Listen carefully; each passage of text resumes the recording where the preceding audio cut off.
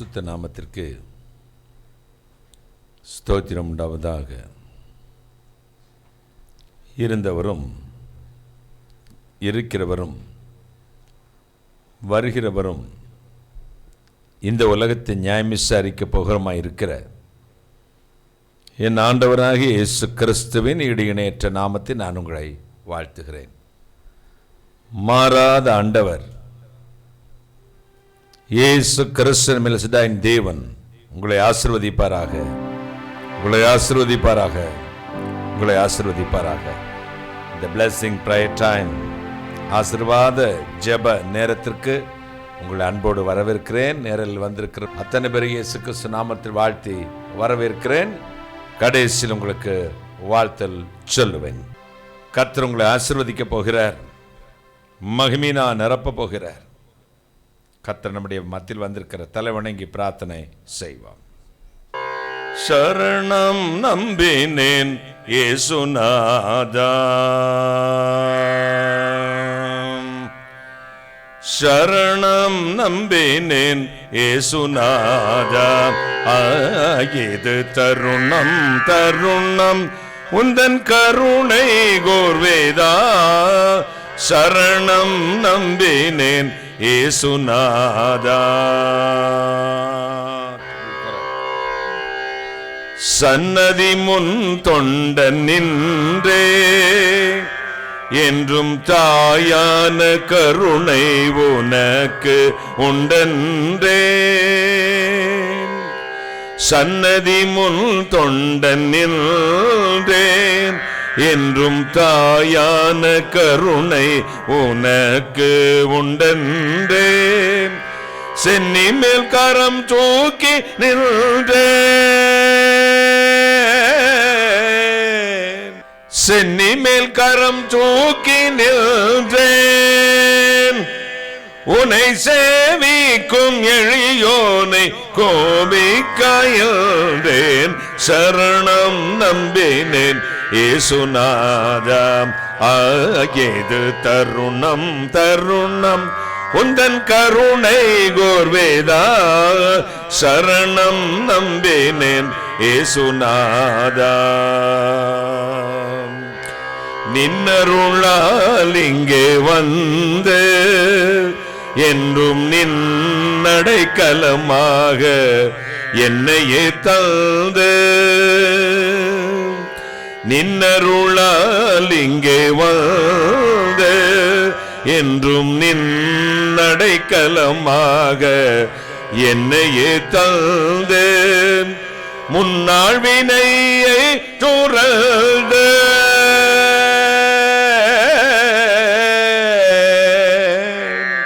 முன்னாள் வினையை துறந்த அதிமூலமே உனக்கோலம் ரட்சியுமேன், சரணம் நம்பினேன் இயேசுநாதா, இது தருணம் தருணம் உந்தன் கருணை கோர்வேதா, சரணம் நம்பினேன் இயேசுநாதா.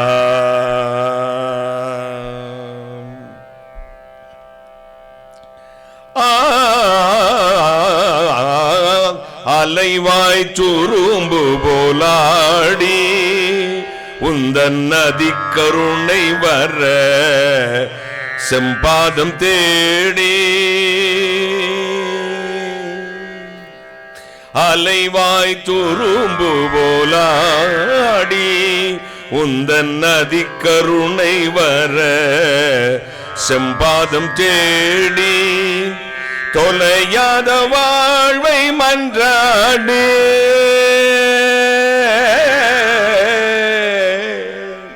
தொலையாத வாழ்வை மன்றாடு, அன்பின் தோற்ற சங்கீர்த்தன கீதங்கள் பாடி, சரணம் நம்பினேன் இயேசுநாதா, இது தருணம் தருணம் உந்தன் கருணை கோர்வேதா, சரணம் நம்பினேன் இயேசுநாதா. இனிய கருணை பொழிவேதா, என இருகரத்தலணையம் எம் கிறிஸ்துநாதா இனிய கருணை பொழிவேதா என இருகரத்தலணையம் எம் கிறிஸ்துநாதா கனிவினை தொலைத்ததன் தீதாம் கனிவினையை தொலைத்த நீதாம் நசரை கர்த்தாதி கர்த்தாவுன் கருணையை தாதா சரணம் நம்பினேன் இயேசுநாதாம் இது தருணம் தருணம் உந்தன் கருணை கோர்வேதா சரணம் நம்பினேன் இயேசுநாதாம் இது தருணம் தருணம் உந்தன் கருணை கோர்வேதாம் சரணம் நம்பினேன் இயேசுநாதாம்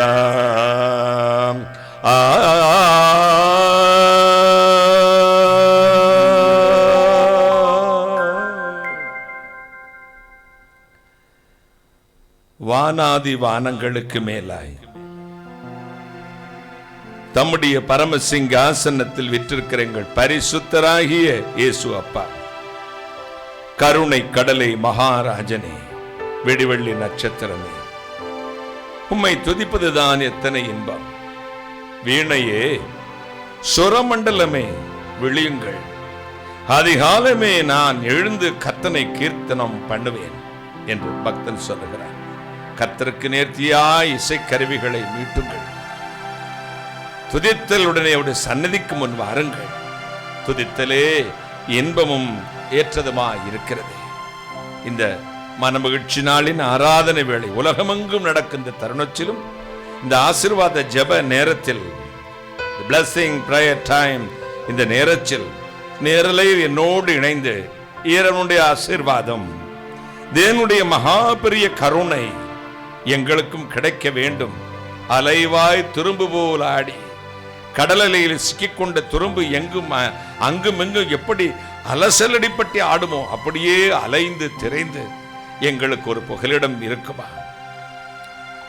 உம்முடைய அதிகருணையை, முடிவில்லா கருணையை நம்பி வந்திருக்கிற உங்களை, என் ஜனங்களை ஆசீர்வதியும். நீசனை மறைத்திரணும். நீர் பேசும். இயேசு கிறிஸ்துவின் நாமத்தை மட்டும் மகிமைப்படுத்தும். சகல சத்துக்களை நிர்மூலமாக்கி ஜெபிக்கிறேன். பிசாசுகளை நிர்மூலமாக்கி ஜெபிக்கிறேன்.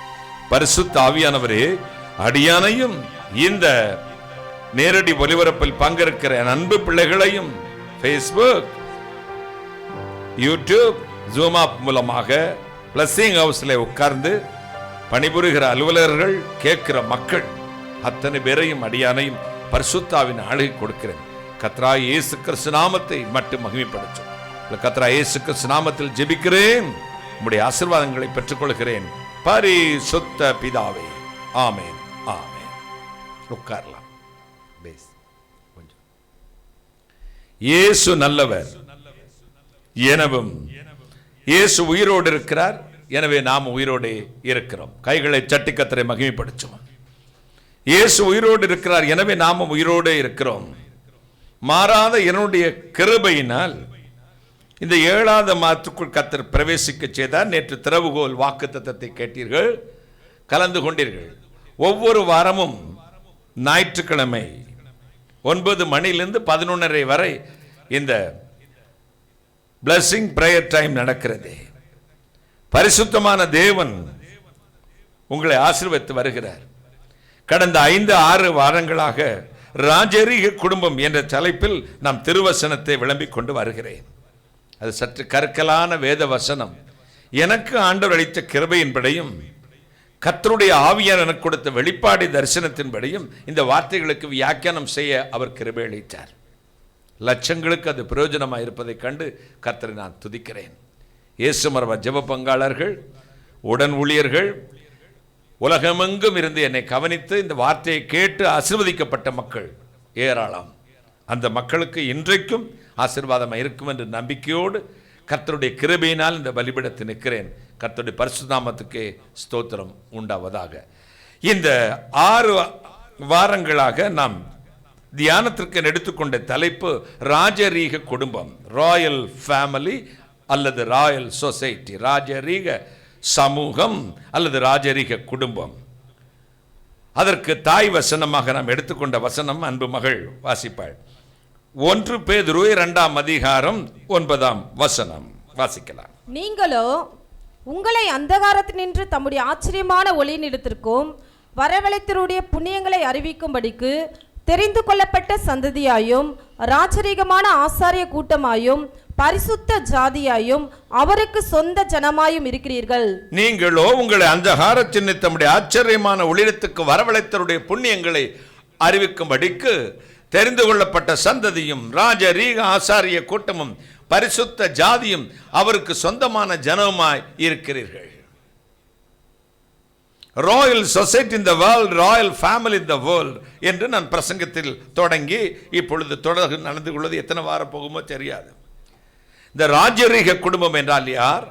ராஜரீக குடும்பத்தில் ராஜாக்கள் இருக்கிறார்கள். இந்த ராஜாவின் தனித்தன்மை என்ன? ஆளுகை, ரூலிங், என்ன ஆளுகை, எதை ஆளப்போகிறார்கள், அவர்களுக்கு அந்த ராஜரீக குடும்பம்ங்கிறது என்ன? அந்த ராஜரீக கட்டடத்துக்கு பேர் ராஜ அரண்மனை. இந்த அரண்மனை என்பது திருச்சபை.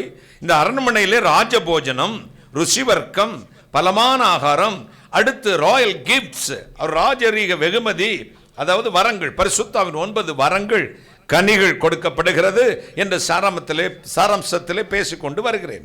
ஞானத்தை போதிக்கும் வசனம், அறிவை உணர்த்துகிற வசனம், விசுவாசம், அற்புதங்களை அடையாளங்களை செய்யும் சக்தி, தீர்க்க தரிசனம் என்று அது தொடர்ச்சியாக வந்து கொண்டிருக்கிறது. போன வாரத்தில் தீர்க்க தரிசன வரங்களை குறித்து பேச தொடங்கினேன். தீர்க்க தரிசன வரங்களை குறித்து பேசுவதற்கு முன் அதை வாங்கிக் கொள்கிற தீர்க்கதரிசி, பெற்றுக்கொள்கிற தீர்க்கதரிசியின் குணலட்சணம் எப்படி இருக்க வேண்டும்? பாத்திரமறிந்து பிச்சையிடு என்று ஒரு பழமொழி உண்டு. பாத்திரமறிந்து பிச்சையிட ஆண்டவர் பாத்திரம் அறிந்து பிச்சை கொடுக்கிறார். வேதம் அவனுடைய பிரயோஜனத்துக்கென்று ஆவியானுடைய அனுகிரகம் அளிக்கப்பட்டிருக்கிறது. ஒருவனுக்கு ஒரு விதமாகவும் வேறொருவனுக்கு வேறு விதமாகவும் தேவன் அதை செய்கிறார். இந்த ஆண்டவர் தம்முடைய பரிசுத்த ஆவியானுடைய பரிபூர்ண சித்தத்தின்படி வரங்களை பகிர்ந்து கொடுக்கிறார் என்று தேவனுடைய வார்த்தை சொன்னது. இந்த வார்த்தையின்படியே ஒவ்வொருவருக்கும் ஒவ்வொரு வரங்கள். இந்த தீர்க்க தரிசன வரம் பெற்றவர்கள் யார்? அல்லது தீர்க்க தரிசன வரம் பெற்றவனுடைய தகுதி முதலாவது எப்படி இருக்க வேண்டும்? எந்த அடிப்படையில் அந்த தீர்க்க தரிசன வரத்தை அவனுக்கு கொடுக்கிறார் என்பதும் ஒரு சால சிறந்த ஒரு கேள்வி. எப்படி தெரியுமா? இவனுக்கு 5 வயசு பையன்ட்ட கத்தி கொடுக்கறதில்ல. இதோ ஒரு துன்மார்க்கனாகி ஒரு மனுஷனுக்கு நல்ல காரியத்தை செய்ய அவனுக்கு பொறுப்பு கொடுப்பதில்லை. அப்ப இவனுக்கு இதை செய்ய, இவனுக்கு இதை கொடுத்தால் இதை இவன் செய்வான் என்று சகலவற்றையும் அறிந்த தேவன், சகலவற்றையும் நன்மையினால் முடிசூட்டுகிறவர், சகலவற்றையும் செய்து முடிக்கிற ஆண்டவர் அதை செய்து முடிக்க வல்லம் உள்ளவராகவே இருக்கிறார். எனவே தீர்க்கதரிசியின் குணலட்சணத்தை குறித்து கடந்த வாரத்தில் தியானித்தோம். தீர்க்கதரிசிக்கு 3 குணம் இருக்க வேண்டும். 1 கீழ்ப்படிதல், 2 ஒப்புவிக்கப்பட்ட வாழ்வு, 3வது கம்பீரமான குரல். அதாவது சொல்லும் அடியேன் கேட்கிறேன் என்று சாமுவேல் சொன்னது போல கர்த்தர் சொல்லுகிறதை மட்டுமே கேட்கக்கூடிய குணம். 2வது ஒப்புவிக்கப்பட்ட வாழ்வு. யாருக்கு தன்னை சேவகம் பண்ணுகிறதாக ஒப்பு கொடுத்தானோ அவருக்கு தன்னை சேவகம் பண்ண, மரணமே வந்தாலும் சேவகம் பண்ணுகிற அனுபவம். அடுத்து உள்ளதை உள்ளதென்றும் இல்லாததை இல்லாதென்றும் சொல்லுகிற கம்பீரமான குரல். அது ராஜாவா இருந்தாலும் சரி, பிச்சைக்காரனா இருந்தாலும் சரி, பரிசுத்தமான இருந்தாலும் சரி, பாவியா இருந்தாலும் சரி, கர்த்தர் சொல்லுகிறதை மட்டும்தான் ஒரு தீர்க்கதரிசி சொல்ல வேண்டும். அப்படிப்பட்ட உன்னதமான அழைப்பு தீர்க்கதரிசியின் அழைப்பு. இந்த தீர்க்க தரிசன வரங்கள் எப்படி இருக்கிறது? இந்த தீர்க்க தரிசன வரத்தை கர்த்தர் எப்படி கொடுக்கிறார்? தீர்க்க தரிசனம் என்பது ஒரு வரம் அல்ல, குறி சொல்லும் காரியம் அல்ல. ஒரு தனிப்பட்ட மனுஷனுக்கு வீடு கிடைக்கும், மாடு கிடைக்கும், சோறு கிடைக்கும், துணி கிடைக்கும், இதோ சேலை கிடைக்கும், இதோ உனக்கு மருமகன் கிடைப்பா, மாமியார் இல்லாத மருமகன் வருவா அப்படிங்கலாம் சொல்றது இல்லை.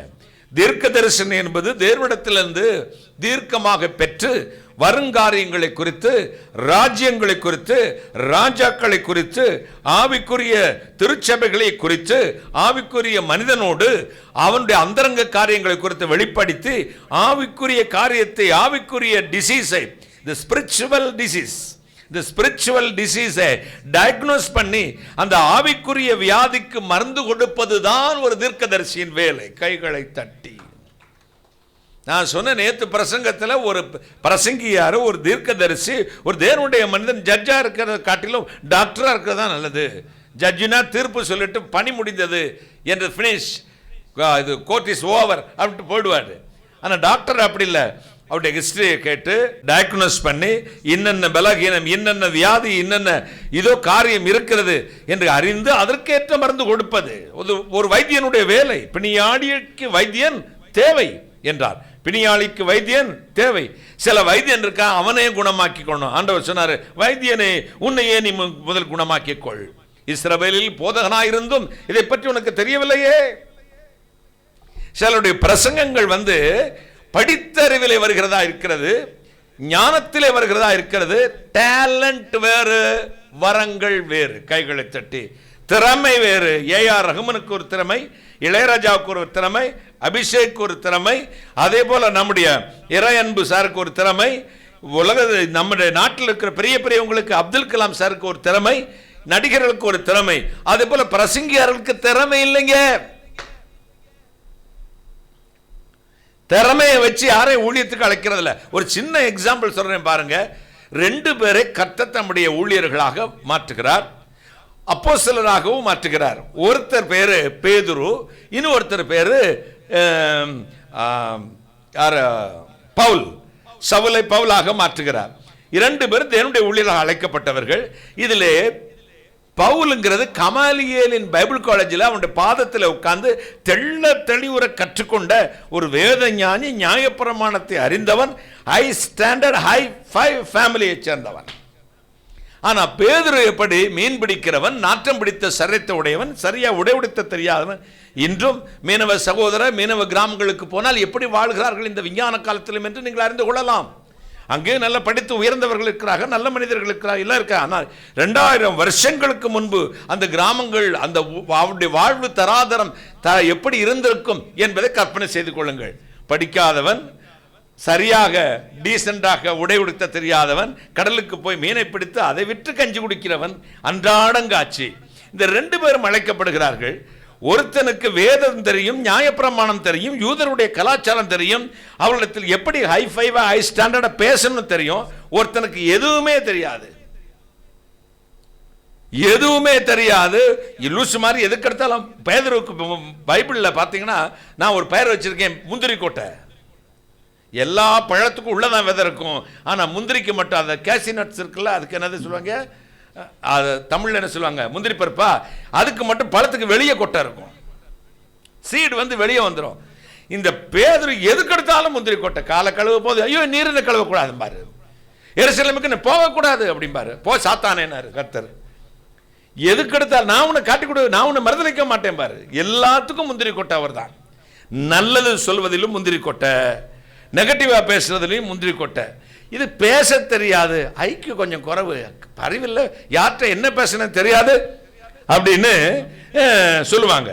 இப்ப பேச தெரியாத ஒருவன், அறிவற்ற ஒருவன், இதோ அதுதான் பேதுருவை ஒத்துக்கொள்ள. நான் எழுத்திலே கல்லாதவன், அறிவிலே கல்லாதவன் அல்ல. கைகளை தட்டி, எழுத்திலே கல்லாதவன், அறிவிலே கல்லாதவன் அல்ல. இப்ப 2 பேரும் அழைச்சுட்டார்.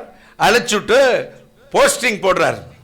நமக்கு இந்த ஊர்ல உனக்கு ஹெட்மாஸ்டரா பிரின்சிபாலா இந்த காலேஜில் போடுற மாதிரி போஸ்டிங் போடுறா.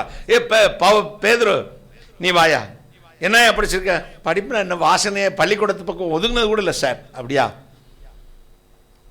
ஏ சவுல் நீ என்ன, பவுல் நீ என்ன படிச்சிருக்க? நான் பைபிள் ஸ்காலர் சார், பிடிஹெச் பிடி அது இது பிஹெச்டிலாம் படித்து கமல் என்ன பாதத்தில் உட்காந்துருக்க, நான் ஸ்டாண்டர்ட். அப்படியா? இதெல்லாம் யாருக்கு தெரியும்? யூதர்களுக்கு தெரியும், இந்த நியாயப்பிரமாணத்தை கைக்கொள்ளுற மக்களுக்கு தெரியும். அப்படியானால் நீ போயே ஒண்ணுமே தெரியாத ராமசாமிக்கும் கந்தசாமிக்கும் இஸ்மாயிலுக்கும் இந்த நியாயப்பிரமாணம் பைபிள் ஒண்ணுமே தெரியாதவன் இருக்கான் பார்த்தியா, அவன்கிட்ட போய் பேசு. படிப்பெல்லாம் பண்ணா போச்சு. பேதுரு நீ ஒன்னும் படிக்கல, நியாயப்பிரமாணம் ஆராதனை யெகோவா தேவனை ஆராதிக்கிற ஒழுங்கு சட்ட திட்ட வேத சட்டங்களை அறிந்த மக்களாகிய யூதர்களிடத்திலும் மற்ற ஜனங்களிடத்திலும் நியாயப்பிரமாணத்தை தெரிந்து கொண்டவர்களிடத்திலே போய் நீ பேசுனா, அதை பத்தி என்னையா தெரியும், நீ போடா நான் அனுப்புறேன். ஒருத்தனை ஜீரோ ஆக்கி அனுப்புகிறார். இன்னும் ஒருத்தனை ஜீரோவா இருந்தவனை நம்பர் ஆக்கி அனுப்புகிறார் கைகளை தட்டி. ஒருத்தனுடைய உலக அறிவு எல்லாம் பூஜ்ஜியமாக்கி கொண்டு அனுப்புறார். தேசமெல்லாம் போன பவுல் கலக்கினார். ஒருத்தனை நிறைவார்ந்தவனை காலி பண்ணிட்டு தன்னுடைய ஆவியின் அபிஷேகத்தை வைத்து நீ போனாரு.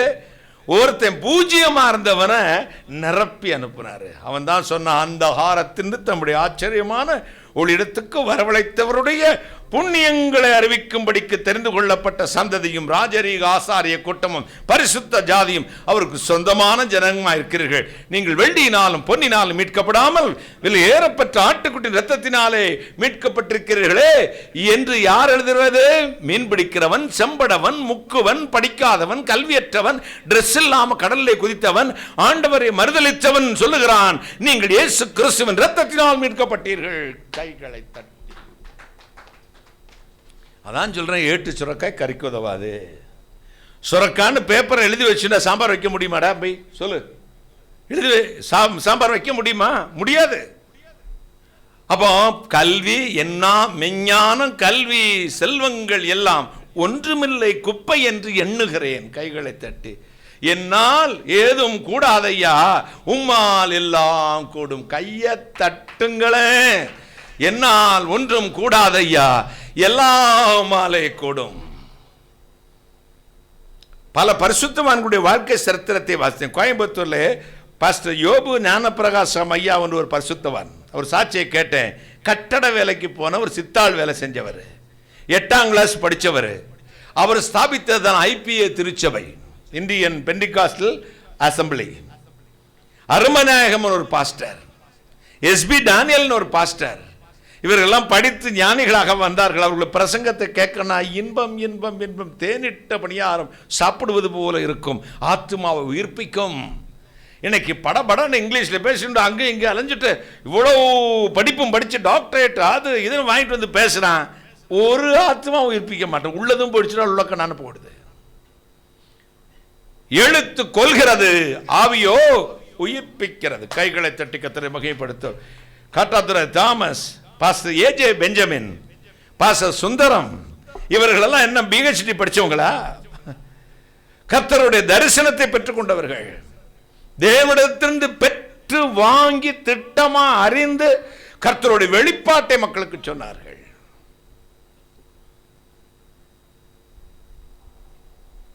சிலுவையை தோற்றுவித்தவர்கள், சிலுவையை இந்த இந்தியாவுக்கு அடையாளம் காட்டினவர்கள், சிலுவையின் உபதேசத்தை பற்றி பேசினவர்கள். பிராஸ்பரிட்டியை பேசல, சிலுவையை பற்றிய உபதேசத்தை பேசினார்கள். இந்த சிலுவையை பற்றிய உபதேசம் கெட்டுப்பொருளுக்கு பைத்தியமும் நம்புகிற நமக்கோ தேவபலமா இருக்கிறது. சிலுவையை பற்றிய உபதேசம் என்ன என்ன பாடுகள், துன்பங்கள், துயரங்கள், வேதனைகள், இதற்கு மத்தியில் இன்பமாய் வாழ ஒரு அனுபவம் எப்படிப்பா முடியும்? சிலருக்கு துன்பமான நேரம் இன்பமா இருக்கும், அதுக்கு ஆனந்த கண்ணீர் மாங்க. என்ன கண்ணீர்? ஆனந்த கண்ணீர். சிலர் தன் விரும்பினவர்களுக்காக துன்பத்தை ஏற்றுக்கொள்வதை ரொம்ப சந்தோஷமா நினைப்பாங்க. தாம் பிள்ளைக்கு கிட்னி இல்லை, சிறுநீரக கோளாறு, தாய் தன் மகளுக்கு ஒரு சிறுநீரகத்தை கொடுக்கிறார், பெரிய பாக்கியமா நினைக்கிறார். காதலனுக்காக காதலி தன் கையை வெட்டிக்கிறா, காலை வெட்டிக்கிறா. இப்ப அப்படிலாம் கிடையாது, இப்ப கழுத்தை வெட்டுறாங்க. ரெண்டாவது விஷயம், சில நேரங்களில் துன்பங்கள் இன்பமாகவே தெரியும். பாருங்களேன், அப்ப கர்த்தருக்காக பாடுகளை ஏற்றுக்கொண்ட மனிதர்கள் மீது தேவன் தம்முடைய கிருபையை வைக்கிறார். உனக்கு கொஞ்ச பலம் இருந்தும் என்னை மறுதலியாமல் என் வசனத்தை கை கொண்டபடினால் என்ன செய்வேன்? திறந்த வாசலை உனக்கு உண்பதாய் வைக்கிறேனப்பா. கையை தட்டுங்களே. God open a new door for you, brother and sisters. കർത്താവിന് എനിക്ക് വേണ്ടി ഒരു വാതിൽ തിരക്കുന്നുണ്ട്. അത് ഒരുവനും പൂട്ടത്തില്ല. ദൈവം നിന്റെ സ്ഥാനമാനം അനുസരിച്ചല്ല കൃപാവരങ്ങൾ കൊടുക്കുന്നത്. തന്റെ ഹിതത്തിന്റെ പ്രകാരം യവനെ തെരഞ്ഞെടുത്തോ അവന്റെ മേൽ തന്റെ കൃപ വയ്ക്കുവാൻ ദൈവം ആർക്ക് എത്ര പേർക്ക് ഏത് സ്ഥാനത്ത് ഇരുത്തണമെന്ന് ദൈവത്തിന് അറിയാം. ദൈവം നിന്നെ വിളിച്ചിട്ടുണ്ട്, വിശ്വസ്തൻ തന്നെയാ. പക്ഷേ കൃപാവരങ്ങൾ കൊടുക്കുമ്പോൾ ദൈവം ആരുടെ കയ്യിൽ എത് കൊടുക്കണമെന്ന് നന്നായിട്ട് പരിശോധിച്ചിട്ടാണ് പിന്നെ കൊടുക്കുന്നത്. നീ ആഗ്രഹിച്ചിട്ടുമല്ല, നീ പ്രാർത്ഥിച്ചിട്ടുമല്ല, നിന്നെ നീതീകരിച്ചിട്ടുമല്ല, നീ ഉപവാസിച്ചിട്ടുമല്ല, ദൈവത്തിനെ അറിയാൻ ഇവന് കൊടുത്ത ഇവൻ എങ്ങനെ ഇത് യൂസ് ചെയ്യും. நீ ஜெபம் பண்ணினால அல்ல, பரிசுத்தமா இருந்தனால அல்ல, உபவாசத்தினால அல்ல. கடவுளுக்கு தெரியும், இறைவனுக்கு தெரியும் உன் கையிலே இந்த வரங்களை கொடுத்தால் நீ எப்படி பயன்படுத்துவாய் என்று. வரங்களை வாங்கிவிட்டு விற்கிற வியாபாரிகளும் உண்டு. ஏன்னா அவர் பக்கா ஜென்டில், அவர் அழைத்த அழைப்பும் கிருபை வரங்களும் மாற ஒரு தடவை கொடுத்து விட்டால் கொடுத்ததுதான். நீ வாங்கிட்டு இந்து சாஸ்திரத்தை சொல்லுவாங்க, சபரிமலைக்கு பக்தர்கள்லாம் போய்கிட்டு இருக்காங்க. அங்கே பக்தர்கள் சபரிமலையில் அவர் எப்படி அந்த தெய்வம் எப்படி தோன்றினார்க்க ஒரு ஐதீகமும் சாஸ்திரமும் சொல்லுவாங்க. அங்கே ஒரு அசுரனுக்கு தெய்வம் வரம் கொடுத்துட்டாரு. அவன் கடைசியில் செக் பண்ணுறதுக்காக யார் மேலே விரல வச்சாலும் அவன் சாம்பலாக போகணும்னு ஏதோ வேண்டிக்கிட்டான். அதை அந்த வரத்தை பார்த்து தெய்வம் பக்தனுடைய பக்தையை பார்த்து கொடுத்துட்டார். இப்போ அந்த பக்தனை செய்யறான், அந்த வரத்தை நான் உனக்கிட்டே சோதிச்சு பார்க்குறேன், நீ சாம்பலா போலன்றான். வளர்த்த கடா மாறல முட்டுறது மாதிரி. இப்போ என்ன செஞ்சார் கிருஷ்ணர்? மோகினி வேஷம் போட்டு அவனை மயக்கி அவனை ஆட சொல்லி ஆடி ஆடி ஆடி அவன் மேலேயே அவன் விரல வைக்கிறது மாதிரி ஒரு ஆக்ஷன், ஒரு முத்திரையை போட்டு ஒரு அபிநயத்தை போட்டு அப்படி வச்சார். இவன் இந்த பெண்ணின் மயக்கத்தில், பெண்ணுங்க மயங்கின வேலுக்கு ஒண்ணுமே தெரியாது பார்த்துக்கங்க. காமத்துக்கு கண்ணு இல்லை, காதலுக்கும் கண்ணு இல்லை. இந்த காமத்துக்கு மயங்கின போய் வச்ச இந்த இந்த கை வச்சா சாம்பல் ஆயிருவோங்கிறத மறந்துட்டு கை வச்சா சாம்பல் ஆயிட்டான். அதுக்கப்புறம் அவர் பிறந்ததாக தெய்வமாக அங்கே இருக்கிறார் என்பது இந்து சகோதரர்களுடைய நம்பிக்கை, ஐதீகம். அதே மாதிரிதான் நம்முடைய ஆண்டவர் யார்கிட்ட என்ன கொடுக்கணும் யோசித்து நிதானித்து பின் பார்த்து பிச்சை போடுறவரு. வரம் கொடுக்கும் பொழுது தெய்வம் இந்த பயட்டை கொடுத்தா என்ன செய்வான்னு அனைத்தையும் அறிந்த தெய்வம் கைகளை தட்டி ஒரு தீர்க்கதரிசி அவனை அழைத்தால் நான் தாயின் வயிற்றிலிருந்தே தெரிந்து கொண்டேன். மேனுஃபேக்சர் பண்றார். முன்னாடி ஒரு ஓப்பன் ஜெனரேட்டர் இருந்துச்சு, ஊரையே கூப்பிடும். இப்போ 2021 மேனுஃபேக்சரிங் பண்ண கோயில்னு ஒரு ஜெனரேட்டர் வந்திருக்கு. பக்கத்தில் என் பெட்ரூம் கேட்க மாட்டேங்குது. அதை மொபைல்லே பார்த்துக்கலாம். அமெரிக்காவிலேருந்து கூட அந்த ஜெனரேட்டர் ஆஃப் பண்ணிக்கலாம், ஆன் பண்ணிக்கலாம். எவ்வளோ டெவலப் பார்த்தியா? அப்போ ஆண்டவர் இந்த நேரத்தில் உனக்கு என்ன கொடுத்தா இந்த வரங்களை நீ டெவலப் பண்ணுவ அல்லது சேல்ஸ் பண்ணிடுவியா அப்படின்னு அவருக்கு தெரியும். எல்லாம் அறிந்தவர். மேனுஃபேக்சரிங் பண்ணுறவருக்கு எங்கெங்கே எந்தெந்த பாட்டு இருக்குன்னு ஒரு மேனுவல் புக்கு, அதில் எனக்கு ஒரு சார்ட்டா நம்ம கொடுப்பாங்கல்லடா, அதுக்கு என்ன சொல்லுவாங்க? மேனுவல் வேற, ஒரு வரைபடம் வரைஞ்சி இந்த வயரிங் எங்கெல்லாம் போகுது எதாவது, அதுக்கு என்னடா பேர்? ஏதாவது டயக்ராம். என்ன டயக்ராம்? ஃப்ளோ டயக்ராமா? ஃப்ளோ டயக்ராமா ப்ளூ டயக்ராமா? Flow diagram. அந்த ஃப்ளோ டயக்ராம் அதையும் அதில் வரைஞ்சி வச்சுட்டார். யாருக்கு அது தெரியும்? மேனுஃபேக்சரிங் பண்ணுறவருக்கு. அப்போ உனக்கு வரங்களை கொடுக்கும் போது ப்ளோ டயக்ராம் போட்டு தான் உனக்குள்ள அனுப்புறாரு. இவருக்கு இந்த வரத்தை கொடுக்குற இவர் என்னெல்லாம் பயன்படுத்துவார், இதில் கொஞ்சம் ஷார்ட் சர்க்யூட் பண்ணிட்ட அம்போடா தம்பி. அப்போ தீர்க்கதரிசி அழைக்கப்படுகிறவன் பெரிய உயர்ந்த அழைப்பு பெற்றவன். கைகளை தட்டி கத்திர ராஜாக்களை அபிஷேகம் பண்ணுகிற ஒரு வல்லமையை கர்த்தர் கொடுக்கிறார். நீங்க சாதாரணமா சபையில் 2 அந்நிய பாஷை பேசிக்கிட்டு டங்கு டங்குன்னு குதிச்சுக்கிட்டு அப்படி சிவார் இப்படி சிவா அவ சேவின் வச்சிருக்கா அத்தோத்திர அந்த டுபாக்கூர் வேலையெல்லாம் இங்க ஆகாது. அது தீர்க்க தரிசனம் அல்ல. நீ அந்த பச்சை கல்ல சட்டை போட்டிருக்க, சிவப்பு கல்ல சட்டை போட்டிருக்க, அது word of wisdom, word of knowledge சேரும். ஒரு மனிதனுடைய அந்த தீர்க்க தரிசனம் என்றால் தேசத்துக்கு தான் வரும். இதோ கடைசி நாட்கள் இப்படி ஒரு மிருகம் எழும்பும், அதில் 666 நம்பரை வலது கையிலும் நெற்றியிலும் தரித்துக் கொள்வார்கள். தேசம் இப்படித்தான் இருக்கும், 10 ராஜ்யங்கள் கூடும். இப்படிலாம் யோவான் ஸ்நானகனுக்கு வெளிப்பட்டாரே, அது தீர்க்க தரிசனம். கைகளை தட்டி தானியேலின் புத்தகத்திலே ஒரு சிலை எழுதப்பட்டிருக்கிறதே, கல்லு, மண்ணு, களிமண்ணு, வெங்கலம், இதெல்லாம் அது தீர்க்க தரிசனம். நமக்கு ஒரு பாலகன் பிறந்தார், நமக்கு ஒரு குமாரன் கொடுக்கப்பட்டார், தத்துவம் ஒரு தோளின் மேல் இருக்கும், அவர் ஆலோசனை கர்த்தா, நித்திய பிதா, சமாதான பிரபு என்று ஏசாயா எழுதினானே, அது தீர்க்க தரிசனம். கைகளை தட்டி. எனக்கு இந்த தீர்க்க தரிசனத்திலே ரொம்ப பிடிச்சவர் ஏசாயா தாங்க. ஏன்னா 66 புத்தகத்தில் 66 சாப்டர்ல முடிச்சுட்டாரு. வேத புத்தகத்தில் 66 புத்தகம் உண்டு. இந்த 66 புத்தகத்தில் ஏசாயா தீர்க்கதரிசியின் 66 சாப்டர்ல முடிச்ச ராஜரீக தீர்க்கதரிசி, ராயல் ப்ராஃபட்.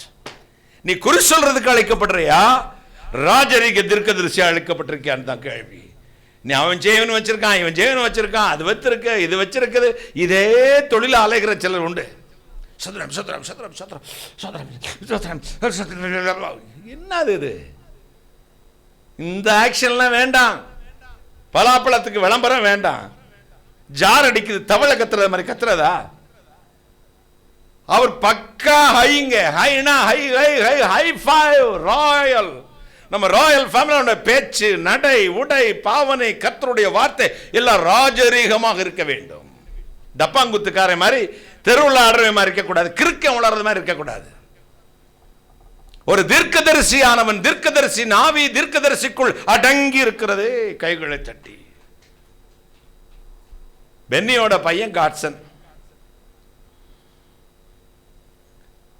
அவனுக்கு இப்ப 11 வயசு முடியுது. 10 முடியுதா தொடங்குதா? முடியுது. குழந்தையா இருப்பான். எங்க அப்பாவுக்கு இப்ப 87 வயசு ஆயிடுச்சு. இன்னும் இருக்கிறார், முடியாம இருக்கிறார். இப்ப தீர்க்கதரிசன ஆவி என்றால் ஆர்ப்பாட்டம் பண்ணி ஏதோ இதோ பயமுறுத்தி அப்படிலாம் சொல்றது இல்லைங்க. சில அந்நிய பாஷை பேசும்போது பார்க்கணும், நமக்கு பயமா இருக்கு, குழந்தைங்க உள்ள போயிட வேண்டுங்க அப்படின்னு பேசுவாங்க. என்னடா சத்தம் இது? ஆவேசம் வந்துருச்சுன்னா இப்படியா? ஒரு கொட்டம்ப ஒரு குலுக்கு குலுக்கிறது, ஒரு அந்நிய பாஷை பேசுறது. அதுக்கப்புறம் தான் சொன்னது, கர்த்தர் வெளிப்படுத்தினா அதுக்கு ஆர்ப்பாட்டம் வேண்டாம், சத்தம் வேண்டாம். கர்த்தருடைய வார்த்தை வெறுமையாய் போய் வெறுமையா திரும்பாது. கைகளை தட்டுங்களேன். சொன்னதை செய்துட்டு தான் திரும்பும். இப்போ எதுவரை இப்படி துடிப்பான், எதுவரை இப்படி மெச்சூர்டு இல்லைன்னு அர்த்தம்.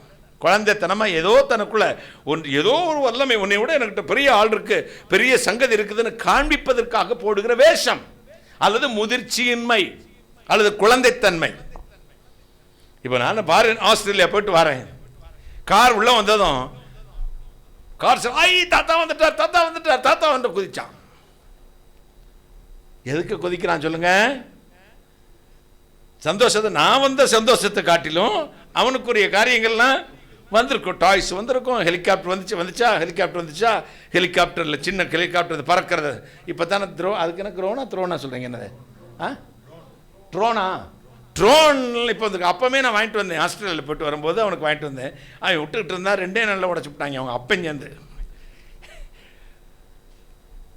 இப்போ அவனுக்கு ஒரு சந்தோஷம், ஹாய் ஹாய் ஹாய்னு குதிச்சான். எங்கள் அப்பாவுக்கு அப்போ ஒரு 70 வயசு இருக்கும். எங்க அப்பாவும் குதிப்பாரா? என் பையன் வந்துட்டான்னு. பையா வந்துட்டப்பா, சோதரம்பா, உட்காரு, போனதெல்லாம் ஆண்டவர் ஆசீர்வதிச்சாரா அப்படின்னு கேட்பார். அவர் முதிர்ந்தவர், இவன் குழந்தை குதிக்குது. நிறைய பேர் பிறந்ததுலேருந்து 40 வருஷமா குழந்தையாவ தான் இருக்கான். ரட்சிக்கப்பட்ட புதுசில் நமக்கு ஒரு புது அனுபவம் கிடைச்சி குதிச்சோம், சந்தோஷம். போக போக ஒரு முதிர்ச்சி வரணும், ஒரு ஆவியை அடக்கிற சக்தி வேணும். சும்மா குதிச்சுக்கிட்டு நான் சத்து போடுவேன் அப்படின்னா போடு, பக்கத்தில் கல்லை கொண்டு எறிவான். மைக்கை பிடிச்சிக்கிட்டு 1.5 மணி நேரம் அவன் அந்நிய பாஷை பேசுகிற சில பிரசங்க மாதிரி இருக்காங்க. எதுவுமே பேசல, வெறும் அந்நிய பாஷை. அந்நிய பாஷை எங்கே பேசுவது? ரகசியம் பேசுவது, தேவனுக்கும் நமக்கும் இதோ பக்தி விருத்தி உண்டாக பேசுவது. தீர்க்கதரிசி நாவி தீர்க்கதரிசிக்குள் அடங்கி இருக்கிறது. தீர்க்க தரிசனங்கிறவன் கர்த்தரிடத்திலிருந்து கேட்டு பேசுகிறவன், தேவனிடத்திலிருந்து கேட்டு சபைக்கு தூது சொல்லணும். மலையாளத்தில் எனக்கு ஒரு தூதுண்டை நானும் கேட்டேன், என்ன மாதிரி நல்ல தூது இருக்குமா, ரகசியம் இருக்கானா? நீங்கள் 4 ஃப்ளைட்டு வாங்கிக்கும். என்ன வாங்கிக்கல? நான் 4 விமானம் வாங்குவேனா? ஏயா விமானம் வாங்கினா காசு இருந்தால் வாங்கிடலாம்ல. இதுக்கு தூது எதுக்கு? நீங்கள் ஸ்தலத்தை வாங்கிக்கும். നിങ്ങൾ BMW കാറിൽ അതിന് പോകാൻ പോകുന്നത്. കേരളാവിലെ ചില തീർക്കദർശനം ഇതേയും കേട്ടിട്ട് அல்லேலூயா, ஏ லூசுகளா, ஏ கேடு கெட்டவனே, நீ இப்படித்தான் இருக்கிறாய், உன் வாழ்க்கை இப்படித்தான் இருக்கு, உன் வாழ்க்கையை சரி பண்ணிக்கொள். இந்த தேசத்துக்கு இந்த காரியம் வரப்போகிறது, தீமை வரப்போகிறது, இதை ஜெயிக்க வேண்டுமா, சபையெல்லாம் ஒன்று கூடி உபாசம் பண்ணி அழுங்க அப்படின்னு எச்சரிக்கணும் கைகளை தட்டி. சபையில யாரோ இப்படி ஒரு black sheep, go is the black sheep, ஒரு தீர்க்கதரிசி கூப்பிடணுங்க. ஒரு கருத்தாடு ஒன்று சபையில இருக்கிறது, அதை கெடுத்து கொண்டு இருக்கிறது. அனனியா சப்பிராளை பார்த்து அப்போஸ்தலன் கேட்கிறான், எல்லாரும் தம் பணத்தை வைத்து பொதுவாக அப்போஸ்தலர் பாதத்தில் வைத்து எல்லாருக்கும் ஈக்குவல் ஷேர் கொடுத்து அதை அனுபவித்தார்கள். சரி, இவங்கள்ட்ட வந்து யாரும் கம்பல் பண்ணலை, தானும் கேட்கல. இவங்களா விற்கணும், நாங்கள் பேசிக்கிட்டாங்க, நம்மளும் விற்று கொடுப்போன்னு கொடுத்துட்டு பாதியை ஒழிச்சு வச்சுட்டு பாதியை கொண்டு வந்தாங்க. அவன் கொடுக்காம இருந்திருந்தாலும் கோபம் வந்திருக்காது, விற்காம இருந்திருந்தாலும் கோபம் வந்திருக்காது. இங்கே வந்து கர்த்தருடைய ஆவி பெற்ற பேதுருவிடத்தில் வந்து காசை கொடுக்குறாங்க. இதை எங்கள் நிலத்தை விற்றோம், இதை ஊழியத்துக்கு வச்சுக்க. இவ்வளவுக்கு தான் விற்றீங்களா அப்படின்னு கேட்குறாரு. ஆமாம் அப்படின்னா அவனுக்கு கோபம் வந்துருச்சு. உன்கிட்ட கேட்டேன் நான் காசு, விற்க சொன்னா பரிசுத்தாவிடத்தில் போய் சொன்னாயே அப்படி சொன்ன உடனே செத்து கீழே விழுந்தான். அவன் ஆவி அவன் விட்டு போயிடுச்சு. சபையிலே ஒரு தீர்க்கதரிசி அப்படி இருக்க வேண்டும், ஒரு பாஸ்டர் அப்படி இருக்க வேண்டும், தீர்க்க தரிசன வரம் பெற்றவளா இருக்க வேண்டும். தீர்க்க தரிசனம் இல்லாத இடத்தில் ஜனங்கள் சீர்கட்டு போவார்கள். மெசேஜ் கூட நம் படித்த வரலாறுல இருந்து, படித்த ஹிஸ்டரியில இருந்து, படித்த லெசன்ல இருந்து, பாட புத்தகத்திலிருந்து எடுக்கக்கூடாது. ஜனங்களுக்கு பேசும் பொழுது கர்த்தர் சொல்வதை கேட்டு சொல்ல வேண்டும், கைகளை தட்டி. கர்த்தருக்கு தான் இருதயங்களையும் ஆழங்களையும் அறிகிற சக்தி இருக்கிறது. கைகளை தட்டி.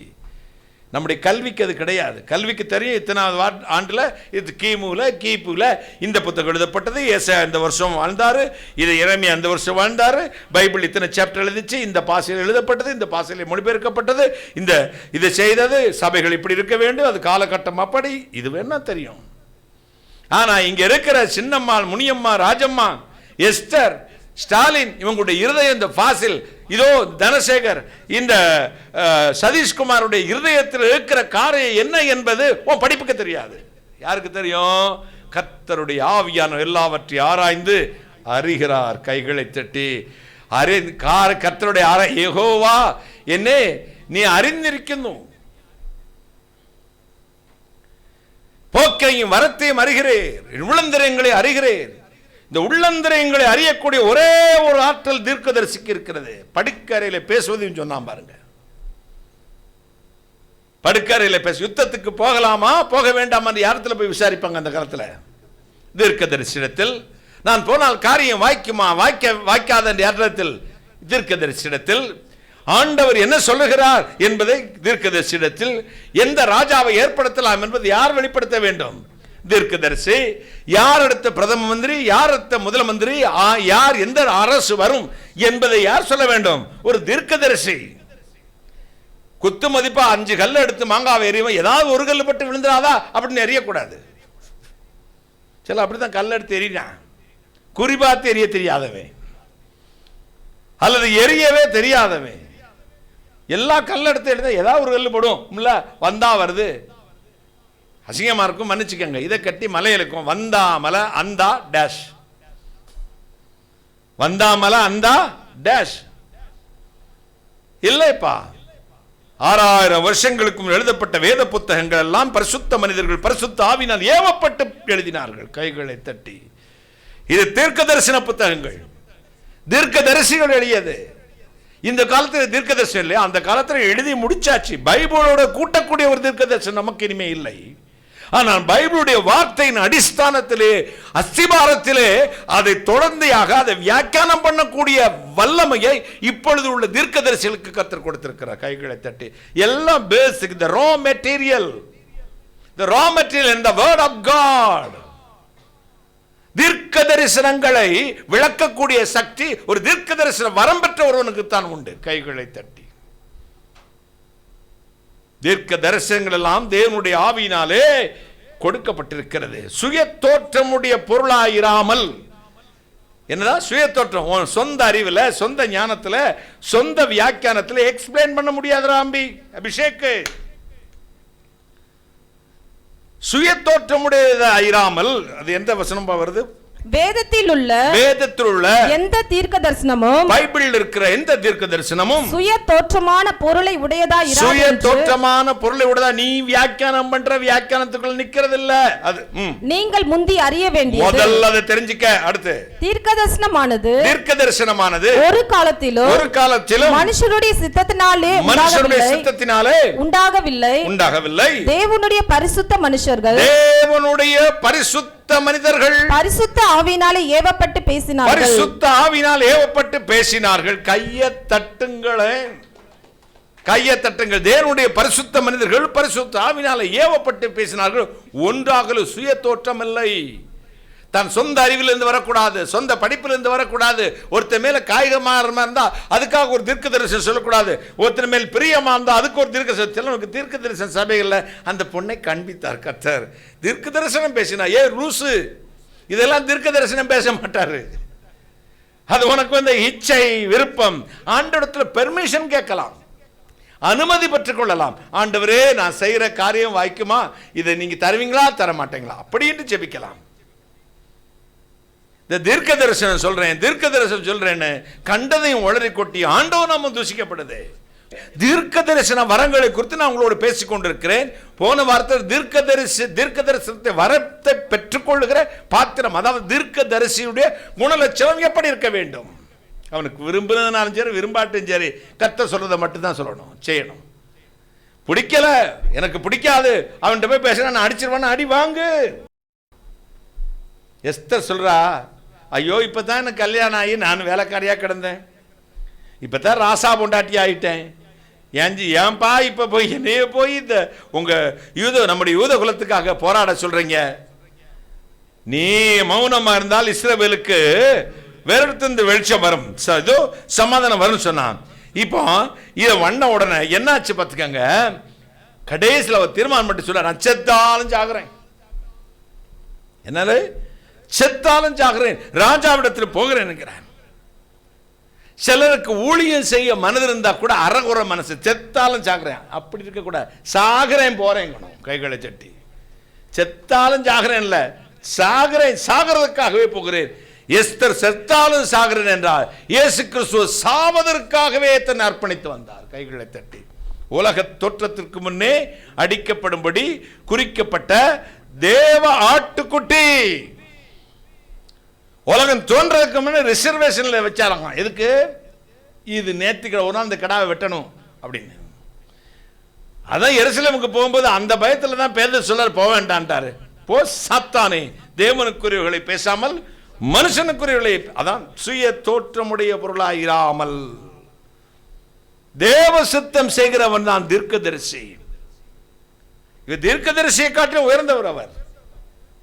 இப்ப தீர்க்கதரிசியானவன் தேவனிடத்திலிருந்து பெற்றுக்கொண்ட காரியங்களை மக்களுக்கும் சபைக்கும் தேசத்துக்கும் ராஜாக்களுக்கும் சொல்லுகிறவனா இருக்கிறான். தேவனுடைய ரகசியங்களை சொல்லுகிறான், பரலோக தரிசனங்களை சொல்லுகிறான்.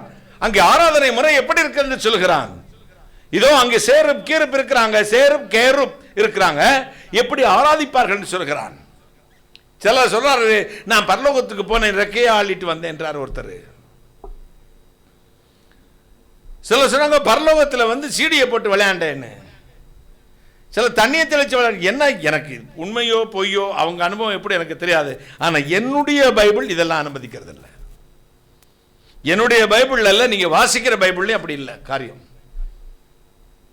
என்னுடைய பைபிள் சொல்லுகிறது, பரலோகத்தில் எழுதப்பட்டவைகளை அன்றி ஒன்றையும் கூட்டவும் கூடாது, குறைக்கவும் கூடாது.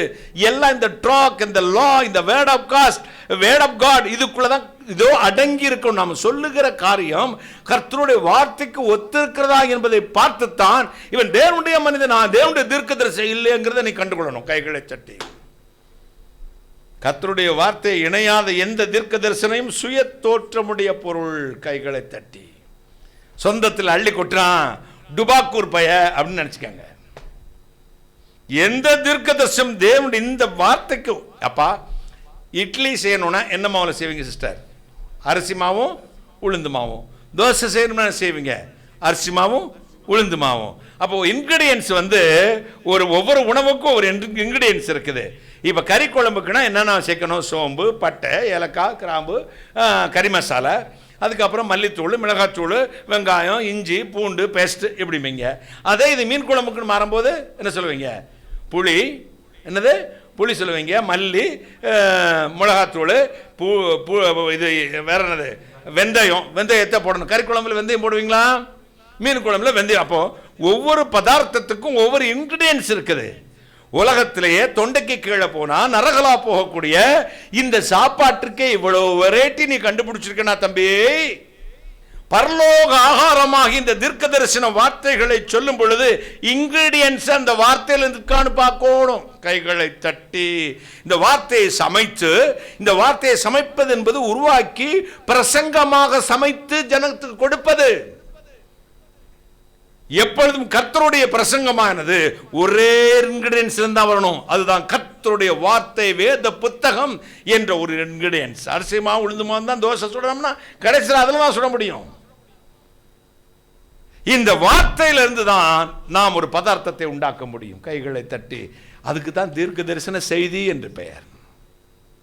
நீ பாட்டுக்கு வந்துருச்சு வாரிச்சு பொண்டாட்டிங்க புருஷனுக்கு சண்டை, அதுக்கு ஒரு தாக்குதல் பிரசங்கம், சுய தோற்றம், செல்ஃபிஷ்.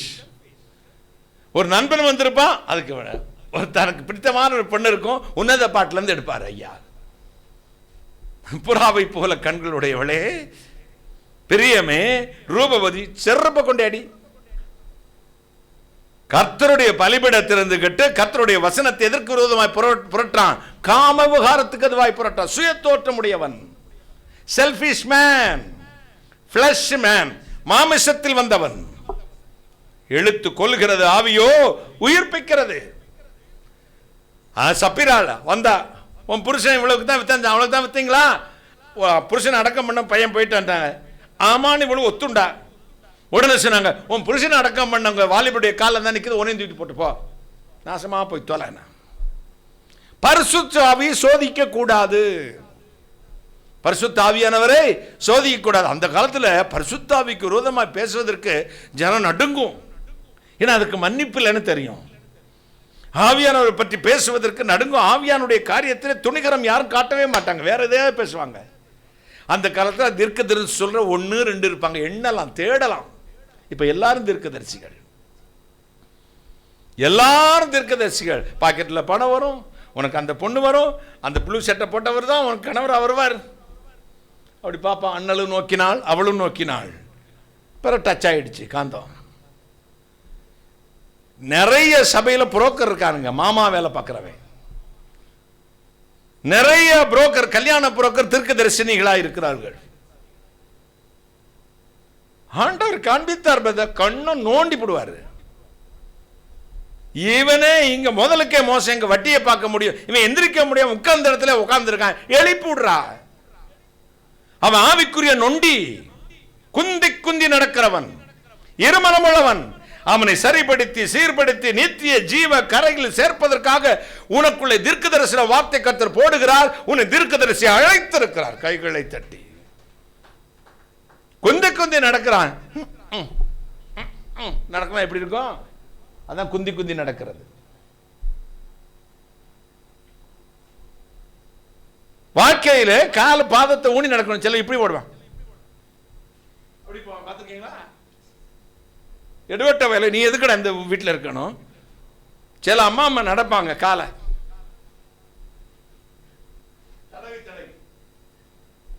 வீடே தேஞ்சு போயிடும், தேஞ்சு. சில பாஸ்டர்மார் அப்படித்தான், சில தீர்க்கதரிசிகள் அப்படித்தான், சில தீர்க்க தரிசனிகளும் அப்படித்தான்.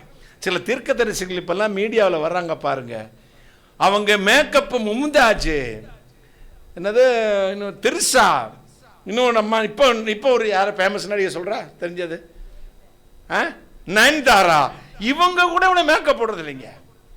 ஏ அப்பா, ரெட் கலர் லிப்ஸ்டிக் பேய் மாதிரியே இருக்கும். ஏய், நான் மேக்கப் மேன் படித்தவன், டான்ஸ் மாஸ்டராக இருந்தவன்.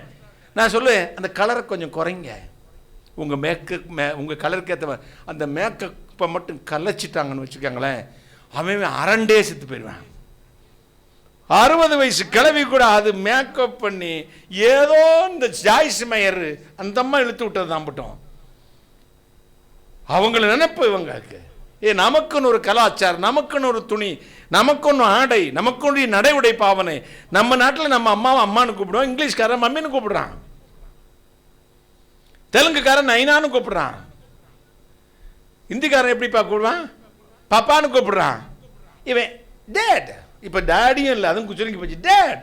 மம்மியும் இல்லை, மம் மம் மம் மம் மம்.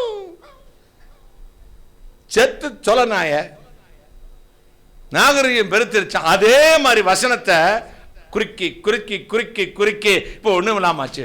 எப்படியும் வாழலாம், எப்படியும் வாழ்ந்து கொள்ளலாம். செய்த பாவம், செய்கிற பாவம், வரப்போகிற பாவம் எல்லாத்துக்கும் இயேசு மறைத்து விட்டார். எனவே எப்படியும் வாழ்ந்து கொள்ளுங்கள். இருக்கடி சங்க இருக்கிற நாள் உனக்கு. கர்த்தர் சங்க அறுப்பார் பாரு, கொழுக்க வைத்து அடிக்கிறவர். ஏது தீ இந்த நெருப்போடு விளையாடக்கூடாது. கர்த்தருடைய வார்த்தை நெருப்பு. கைகளை தட்டி இந்த வார்த்தை நீ மிஸ்யூஸ் பண்ணணும், அவனே 1000 தலைமுறைக்கு அழிவே சந்திப்பா. பார்த்துக்க, திருச்சபையே நீ வியாபார கூடமாய் மாறக்கூடாது. ஒரு திருச்சபை என்பது ஜனங்களை சீர்படுத்தி பலப்படுத்தி நித்திய ஜீவ கரையில் சேர்க்கக்கூடிய அதிகாரம் பெற்றது. ஒரு தீர்க்கதரிசியானவன் ஜனங்களின் மதிகேட்டை விட்டு திருப்புகிறவனாக இருக்க வேண்டும். தீர்க்க தரிசன வரம் கிரியை செய்யும்போது அப்படித்தான். அது கொடுப்பார், இது கொடுப்பார் என்று சொல்வதற்காக கொடுக்கப்பட்டதில்லை. தீர்க்க தரிசனம் பரலோக ரகசியங்களை பூமிக்கு கொண்டு வந்து மனிதனிடத்தில் பகிர்ந்து கொள்ள கொடுக்கப்பட்டது. கைகளை தட்டி மனிதனோடு கம்யூனிகேஷன் கேபிள் அல்லது கம்யூனிகேஷன் என்ற கம்யூனிகேஷன் சேட்டலைட் அல்லது கம்யூனிகேஷன் இன்டர்நெட், இதுதான் ஒரு தீர்க்கதரிசி. யாருக்கும் தேவனுக்கும் மனுஷனுக்கும் மடியிலே நின்று கொண்டு மத்தியஸ்தனாய் அவருடைய வார்த்தையை வாங்கி மட்டும் சொல்லக்கூடியது. எக்ஸ்ட்ரா விட்டிங்கே போகாது. ஹலோ தம்பி பிரபு, அண்ணே பிரைஸ்லாம் அண்ணே, நல்லா இருக்கீங்களா அண்ணே, எங்கடா இருக்க? பஞ்சாப்ல இருக்கேன். மகன் நல்லா இருக்காளா? நல்லா இருக்கா? அதுக்கு இடையில எக்கச்சக்கமான வார்த்தை, ஏதாவது சம்பந்தமே இல்லாமல் பேசணும் வச்சுக்கோங்க. கிறுக்கு பையன் தான் அர்த்தம். நானு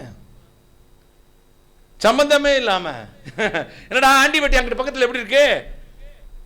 என்னடா பக்கத்தில் ஏய் ஆதி எங்க என்ன பஞ்சாப்ல அடுத்த வீட்டில் இருக்கானா? லூசு பயிலாடா நீயே, கேப்பையா இல்லையா? எனக்கு என்ன கேட்கணும்? என் பையன்கிட்ட பேசுறேன். தீனா பஞ்சாப்ல இருக்கியாப்பா? மகா எங்க இருக்கா? பக்கத்தில் இருக்காளா? சரி ஊழியங்களா எப்படி? இதுதான் அர்த்தம். உளர்றான் 3 மணி நேரம் உளர்றான். ஸ்டேஜ்ல இருந்து உளர்றான், புல்பிட்ல இருந்து உளர்றான், கண்ட கதையும் பேசுறான். இங்கே கர்த்தர் சொல்றதே இல்லை. இவர் அடி இவர் கதை தான் ஓடுது.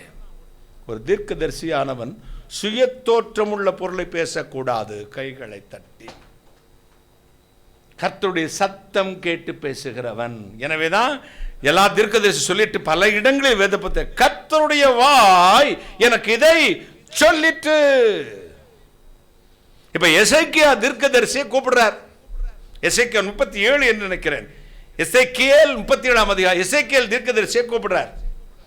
பள்ளத்தாக்க காண்பிக்கிறார்.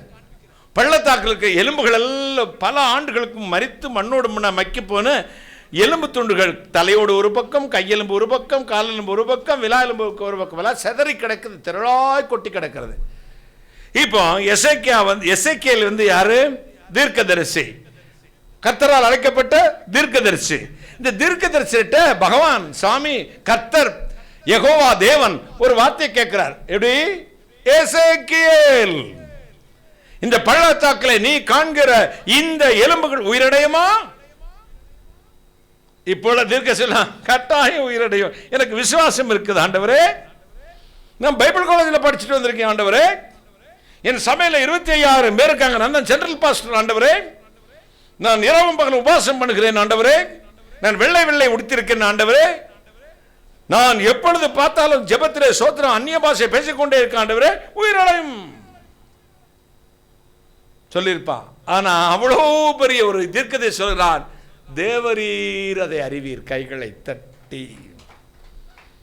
அப்ப என்னால ஒண்ணு முடியாதுங்கிறத ஒத்துண்டான். உயிரடையுமா இல்லையாங்கிறது இன்னைக்கு வரை எனக்கு தெரியாது. நான் தீர்க்கதரிசி தாங்க. இவன் பாஸ் ஆவானா இல்லையான்னு இன்னைக்கு வரை தெரியாது. யார் சொல்லுவர சத்தமா சொல்லு, எழுதிடுவேன். கர்த்தர் சொல்றவர் எனக்கு தெரியாது. எனக்கு திருமணம் நடக்குமா சொல்லுங்கனே. நீங்க அவங்களுக்கு தீர்க்கதரிசி சொன்னீங்க, இவளுக்கு தீர்க்க யாரு அரசியல்ல ஜெயிப்பாங்க? ஏன்னா நேக்கு தெரியாதுன்றேன். ஏன்னா நோக்கு தெரியாது. ஏன்னா பேசுறது நான் இல்லடா, எனக்கு மேல இருந்து ஒருத்தர் சொல்றதை கேட்டு நான் உனக்கு சொல்கிறேன். கைகளை தட்டி. கம்யூனிகேஷன் மீடியேட்டர் அல்லது ஒரு மைக்கு அல்லது ஒரு சேட்டலைட் அல்லது ஒரு இன்டர்நெட் அல்லது ஒரு வெப்சைட் தான். நான் என்கிட்ட சர்ச் பண்ண பேசினவர் இன்னொருவா இருக்கும். என் வாய் மூலமா பேசினார். கர்த்தருடைய வாய் எனக்கு சொன்னதை சொல்றேன். உயிரிடமே எசேக்கியேல் சொல்றாரு, தேவரீர் அதை அறிவீர். அப்படி கர்த்தர் தான் எல்லாம் ஒத்துட்டக்கு தீர்க்கதரிசி கிட்ட சொல்றாரு, நீ தீர்க்க தரிசனம் சொல். கைகளை தட்டி, அங்கதாங்க ரிவார்டு. கைகளை தட்டுங்க. நம்ம ஐயன் சொல்லணும், நம்ம அப்பையும் சொல்லணும், நம்ம ராஜா சொல்லணும், நீ தீர்க்க தரிசனம் சொல். கைகளை தட்டி இந்த எலும்புகளை பார்த்து தீர்க்க தரிசனம் சொல். எசேக்கியேல் சொன்னான் பாருங்கள், உலர்ந்த எலும்புகளே. எனக்கு தெரியாதியா, உமக்கு தெரியும் சொல்லி அன்னையும் நடிக்கிட்டு இருந்தவன் இப்ப கர்த்தர் சொன்ன உடனே அவனுக்குள்ள அந்த பரிசுத்த ஆவியானவன் இறங்கின உடனே அப்படி நின்னாம் பாரு. ராஜரீகமா கூச்சல் போடுறான், கம்பீரமாய் கட்டளை கொடுக்கிறான், உலர்ந்த எலும்புகளே கர்த்தருடைய வார்த்தையை கேளுங்கள், அப்பொழுது உயிரடைவீர்கள். கைகளை தட்டி கர்த்தரை மகிமைப்படு. எதை கேளுங்க? 37:4 வாசிடா தம்பி. அப்பொழுது அவர், நீ இந்த எலும்புகளை குறித்து தீர்க்க தரிசனம் உரைத்து அவைகளை பார்த்து சொல்ல வேண்டியது என்னவென்றால், உலர்ந்த எலும்புகளே கர்த்தருடைய வார்த்தையை கேளுங்கள். கர்த்தராகிய ஆண்டவர் இந்த எலும்புகளை நோக்கி, இதோ நான் உங்களுக்குள் ஆவியை பிரவேசிக்க பண்ணுவேன், அப்பொழுது உயிரடைவீர்கள், நான் உங்கள் மேல் நரம்புகளை சேர்த்து. போதும். இப்ப என்ன செய்றாரு? உலர்ந்த எலும்புகளே. இப்போ அங்க மீன்கார கடை அந்த தெருவில் போயிட்டா எப்படி சிஸ்டர் கூப்பிடுவீங்க? மீன்காரரே, மீன்காரரை கூப்பிடுங்களா? எப்படா கூப்பிட சொல்றா பாப்போம். பரிசு தரேன்டா, வேண்டாமா? பரிசு யாருக்கு பரிசு வேணுமோ சொல்லுங்க. கை தட்டுங்க ராஜாவுக்கு.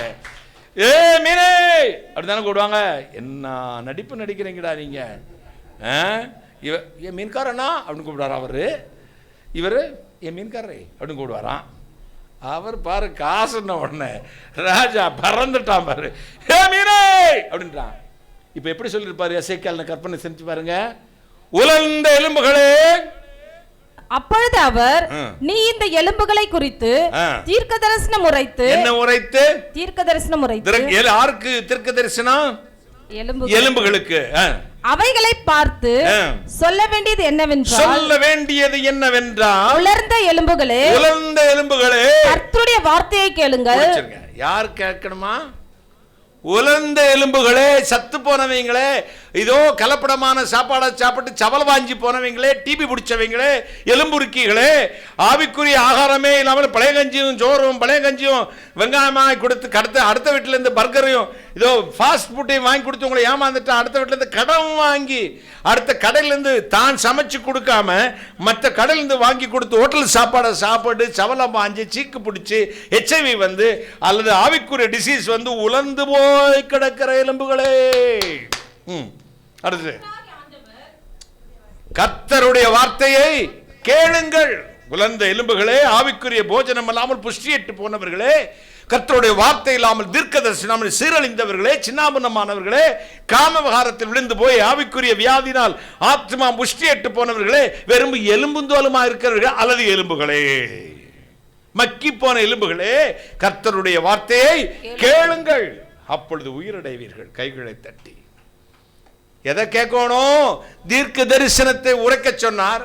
தீர்க்க தரிசன வார்த்தையை கேளுங்கள். ஒரு தீர்க்கதரிசி கர்த்தருடைய சத்தத்தை கேட்டு சொல்லுகிறவன். அதுக்கு முன்னாடி தான் சொல்றாரு, இந்த எலும்பு உயிரடையுமா? தீர்க்கதரிசினா என்ன சொல்லிருப்பா? இப்ப நம்ம தீர்க்கதரிசினா உயிரடையும்னு. ஆனா இவன் சொல்லுவான், எனக்கு தெரியாத ஆண்டவரு, நீரே அறிவீர். அல்லேலூயா சொல்லுங்க. அப்ப நீயே சொல்லடா. கைகளை தட்டி ஒரு தீர்க்கதரிசி கர்த்தர் தான் தன்னிடத்திலிருந்து பேசுகிறார் என்று என்றைக்கு உணர்ந்து கொள்கிறானோ அப்படிப்பட்டவனை தான் கர்த்தர் தீர்க்கதரிசியாக கர்த்தருடைய ஜனத்துக்கு தம்முடைய வார்த்தையை சொல்ல வைப்பார். உலர்ந்த எலும்புகளே, கர்த்தருடைய வார்த்தையை கேளுங்கள், அப்பொழுது உயிரடைவீர்கள். உங்களுக்குள் என்ன செய்வேன்? நரம்புகளை உண்டாக்கி. ஆண்டவர் இந்த எலும்புகளை நோக்கி இதோ நான் உங்களுக்குள் ஆவியை பிரவேசிக்க பண்ணுவேன். என்னத்த?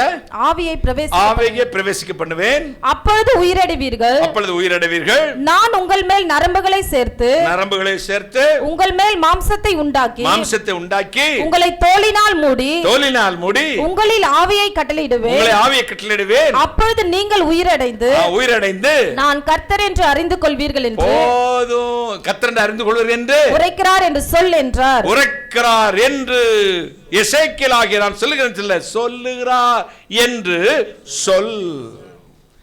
இன்னொருத்தர் சொல்லி அனுப்பினாரு, எலும்பே அவர்தான் யெகோவா தேவன். என்ன ஒரு விஞ்ஞான ரீதியான ஒரு ஆர்டர் பாருங்க.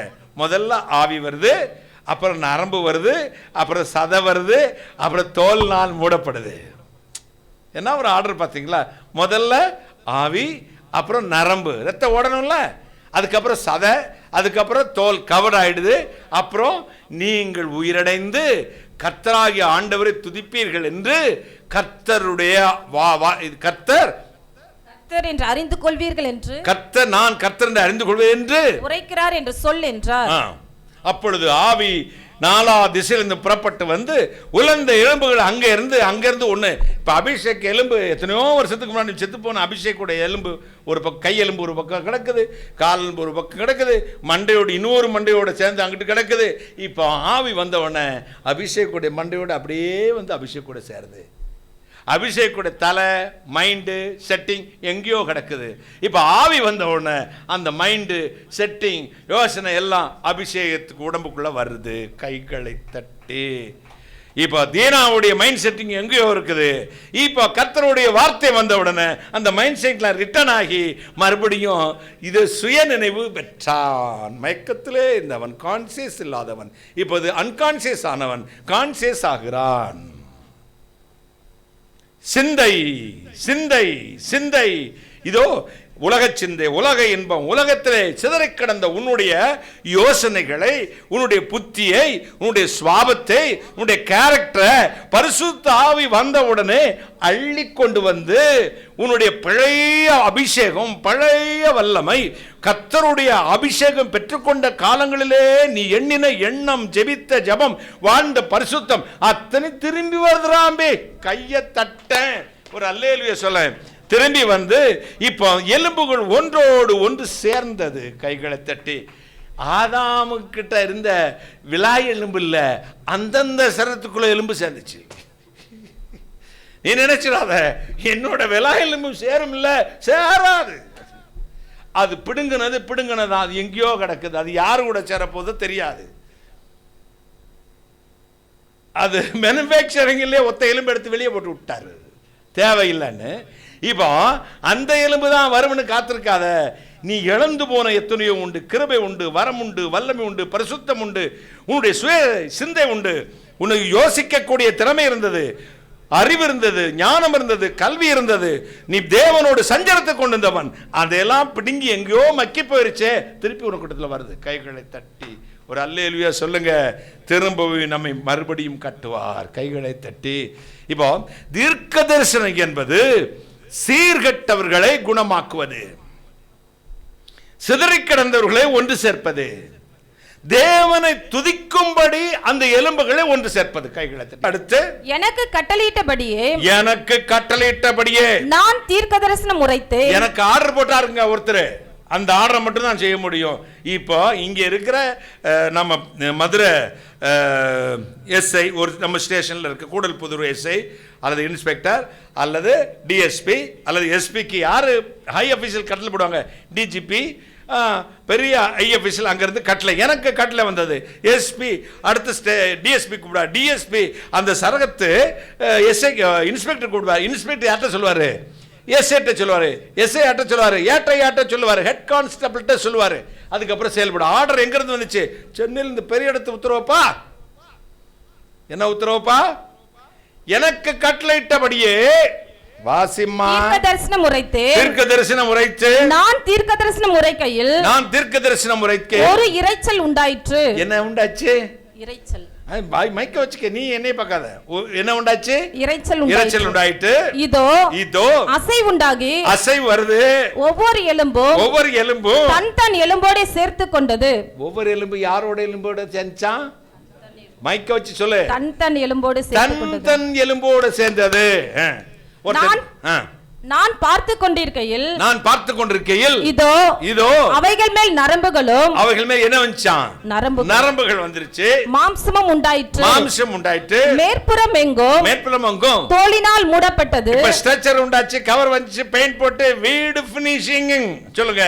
ஆனாலும் அவைகளில் ஆவி இல்லாதிருந்தது. இப்போ கர்த்தருடைய ஆவியினாலே அவைகள் சேவ் பண்ணப்பட்டது. சேவ்னா ஒழுங்குபடுத்தப்பட்டு உருவாக்கப்பட்டிருக்கிறது, ஒரு உருவேற்றப்பட்டிருக்கிறது. ஸ்ட்ரக்சர் உண்டாயிருச்சு. ஆனாலும் அதுல என்ன இல்ல? ஆவி இல்லை. மாமிசம் உண்டாயிருச்சு, எலும்பு உண்டாயிருச்சு, தோல் உண்டாயிருச்சு, எலும்போடு சேர்ந்துருச்சுங்க, வறட்சி மாறிச்சு, மறுபடியும் பழைய நிலைமைக்கு வந்துச்சு. இன்னும் அபிஷேகம் இல்லைங்க. உயிர் வந்திருக்கு அப்படி கூட சொல்லிக்கலாம், ஆனா அபிஷேகம் இல்லை. இதுவரை என்ன இல்ல? ஆவி இல்லை. அப்பொழுது அவர் என்னை பார்த்து நீ ஆவியை நோக்கி தீர்க்கதரிசன முறை. யாரை பார்த்து சொல்லணுமா? ஆவியை பார்த்து தீர்க்கதரிசன முறை. மனுபுத்திரனே நீ தீர்க்கதரிசன முறைத்து. அங்கதாங்க ஒரு கையிலிட்டு அப்பாவுக்கு ஒரு கைதட்டு கொடுங்க. ஏ தீர்க்கதரிசி, ஏ தேவதூதனின் பரிசுத்த மனுஷனே எல்லாம் கூப்பிடல, ஏ மனுஷ பேலே அப்படிங்கிறாரு. மனுபுத்திரனே தீர்க்கதரிசனம் உரைத்து ஆவியை நோக்கி கர்த்தராகிய ஆண்டவர் உரைக்கிறது என்னவென்றால் ஆவியே நீ காற்று திசை நான்கிலும் இருந்து வந்து கொலையுண்ட இவர்கள் உயிரடையும்படிக்கு. சாவுறது இயற்கை மரணம். இவங்க என்ன செஞ்சாங்க? ஆக்சிடென்ட்ல செத்தவங்க, கொலையில செத்தவங்க, ஸ்பிரிச்சுவல் டெத், ஸ்பிரிச்சுவல் ஆக்சிடென்ட், ஆவிக்குரிய ஆக்சிடென்ட். நல்லா தான் ஓடுனா, இடையில கால் தட்டி விட்டு செத்து போயிட்டான். நல்லா தான் ஓடுனா, ஒரு பொம்பளைட்ட போய் ஆவி செத்து போச்சு. நல்லா தான் ஓடுனா, பண ஆசையில விழுந்து போயிட்டான். நல்லா தான் ஊழியம் செஞ்சான், இச்சையில விழப்பட்டு கொலையுண்ணப்பட்டான். கொலைனா என்னது? பாதியில சாகிறதான கொலை.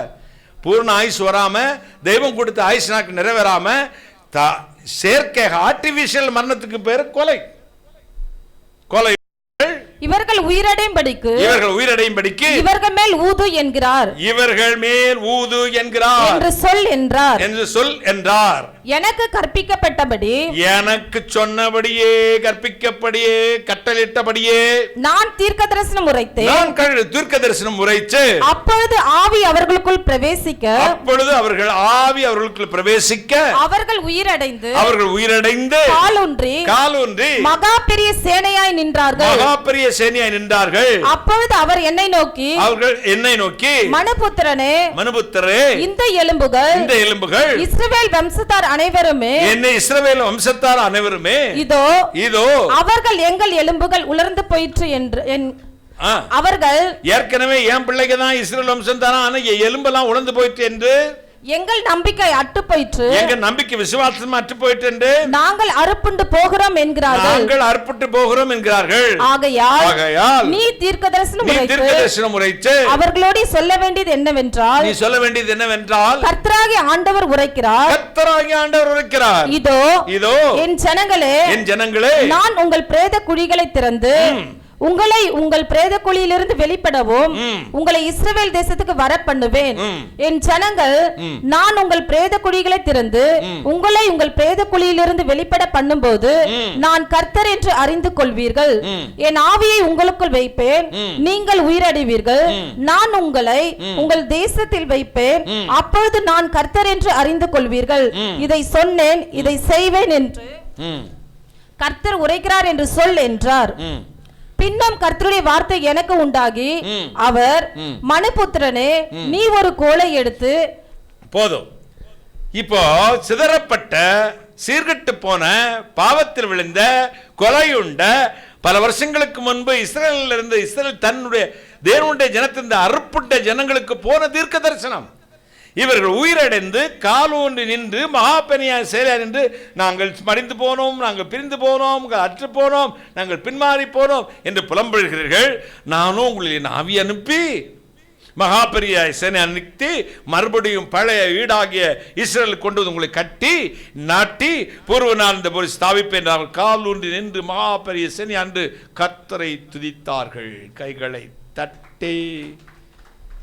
ஒரு தீர்க்க தரிசனம் பாவியை மனந்திருப்பதா இருக்கணும். ஒரு தீர்க்க தரிசனம் ஜனங்களின் மதிகேட்டை திருப்புறதா இருக்கணும். ஒரு தீர்க்க தரிசனம் சபையை புதுப்பிக்கிறதா இருக்கணும். ஒரு தீர்க்க தரிசனம் பக்தி விருத்திக்கு ஏதுவாக இருக்க வேண்டும். தீர்க்க தரிசனம் சொல்லுகிறவன் பக்தி விருத்திக்கு ஏதுவாகவே சொல்ல கடவன். தீர்க்க தரிசனம் சொல்கிறவன் தேவனுடைய ரகசியங்களை சொல்கிறான், பக்தி விருத்திக்கு ஏதுவானங்களை சொல்கிறான், ஜனங்களுக்கும் இறைவனுக்கு உள்ள தொடர்பை அவன் நெருக்குகிறான். இன்னும் தீர்க்க தரிசனம் வரத்துக்கே நான் வரல, தீர்க்க தரிசன குணலட்சணத்தை பற்றியே பேசிக் கொண்டிருக்கிறேன்.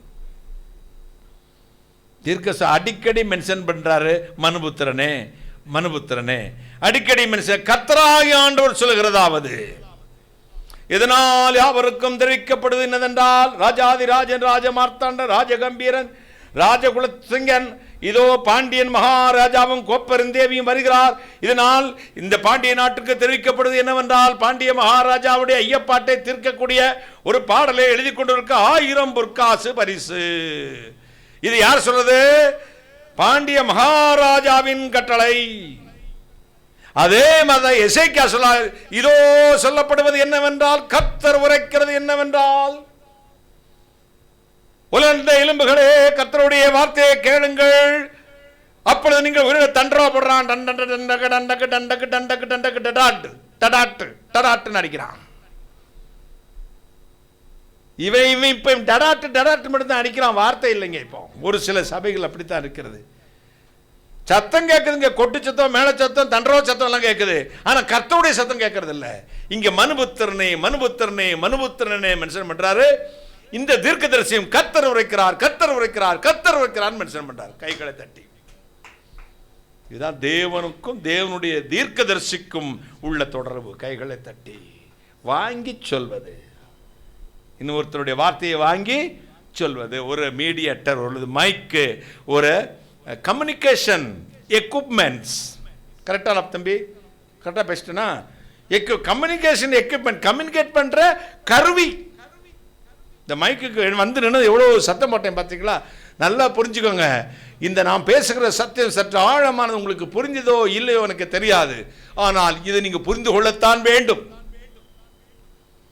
தீர்க்க தரிசன வரத்தை பெற்றுக்கொள்வது என்பது வேறு, தீர்க்க தரிசி யார் என்பது தெரிந்து கொள்வது வேறு.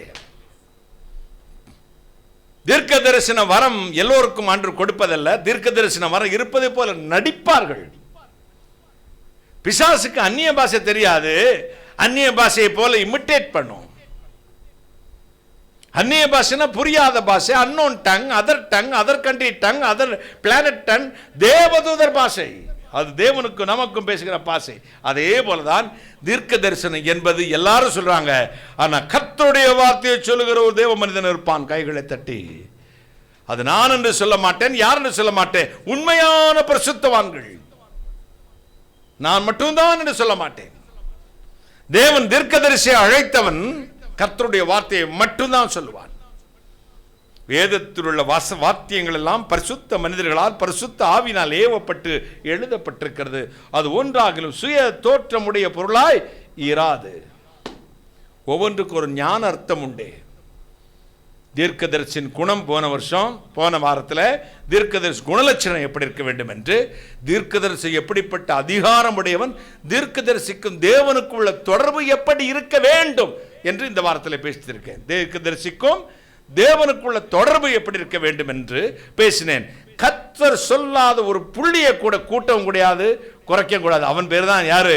கர்த்தருடைய தீர்க்கதரிசி. கைகளை தட்டி, கர்த்தர் கைகளை தட்டி, ஒரு புள்ளியை கூட்டவும் கூடாது, குறைக்க கூடாது, சொல்றத அப்படியே சொல்லணும். எசேக்கியாவை பார்த்து ஏசாயா சொன்னான், நீ செத்து போயிடுவ, வீட்டுக்காரங்க ஒழுங்கு பண்ணு. பயம்தானா? அதே எசேக்கியாவுக்கு மறுபடியும் ஏசாயாவுக்கு கர்த்தருடைய வார்த்தை உண்டாச்சு, இன்னும் 15 வருஷம் எக்ஸ்டெண்ட் பண்றேன், போ பொழைச்சு போ. ஏன் முதல்ல சொல்லிருக்கலாம்ல ஐயா, ஏன்னா முதல்ல வார்த்தை வரலைங்க ஐயா. படிக்காதுன்னு சொன்னாரு, ஆமா சொன்னாரு, சொன்னது தான். இனிமே சொல்லுவாரோ அது காலம் தான் பதில் சொல்லணும். ஒரு அல்லேலூயா சொல்லு. ஏன்னா நான் சொல்ல மாட்டேன், நான் அதை மட்டும் சொல்லிட்டேன். இப்ப நீ என்னை வந்து அப்படி கொஞ்சம் எடுத்து எனக்கு முத்தம் கொடுத்து ஏன் மாமான்றுவேன். நான் ஏமாம்பேன், என் மாமா ஏமா நீ என்னை விட்டுட்டு போவே மாட்டேன், கால் அமிக்கிட்டே இருப்பேன். அதான் ஒரு தாத்தா, நம்ம என்னுடைய தங்கை, கடைசி தங்கையின் கணவருடைய தாத்தா 100 வயசு வரை இருந்தார். கடைசியில் நிதானமாக இருந்தார். பேத்திகள் பேர பத்தியில் கொள்ளு பத்தியில் வந்து காலை தடவிக்கிட்டு, அவ்வளவு நல்ல மனிதர், பேசிக்கொண்டே இருப்பார், கர்த்தரை பற்றி பேசுவார்.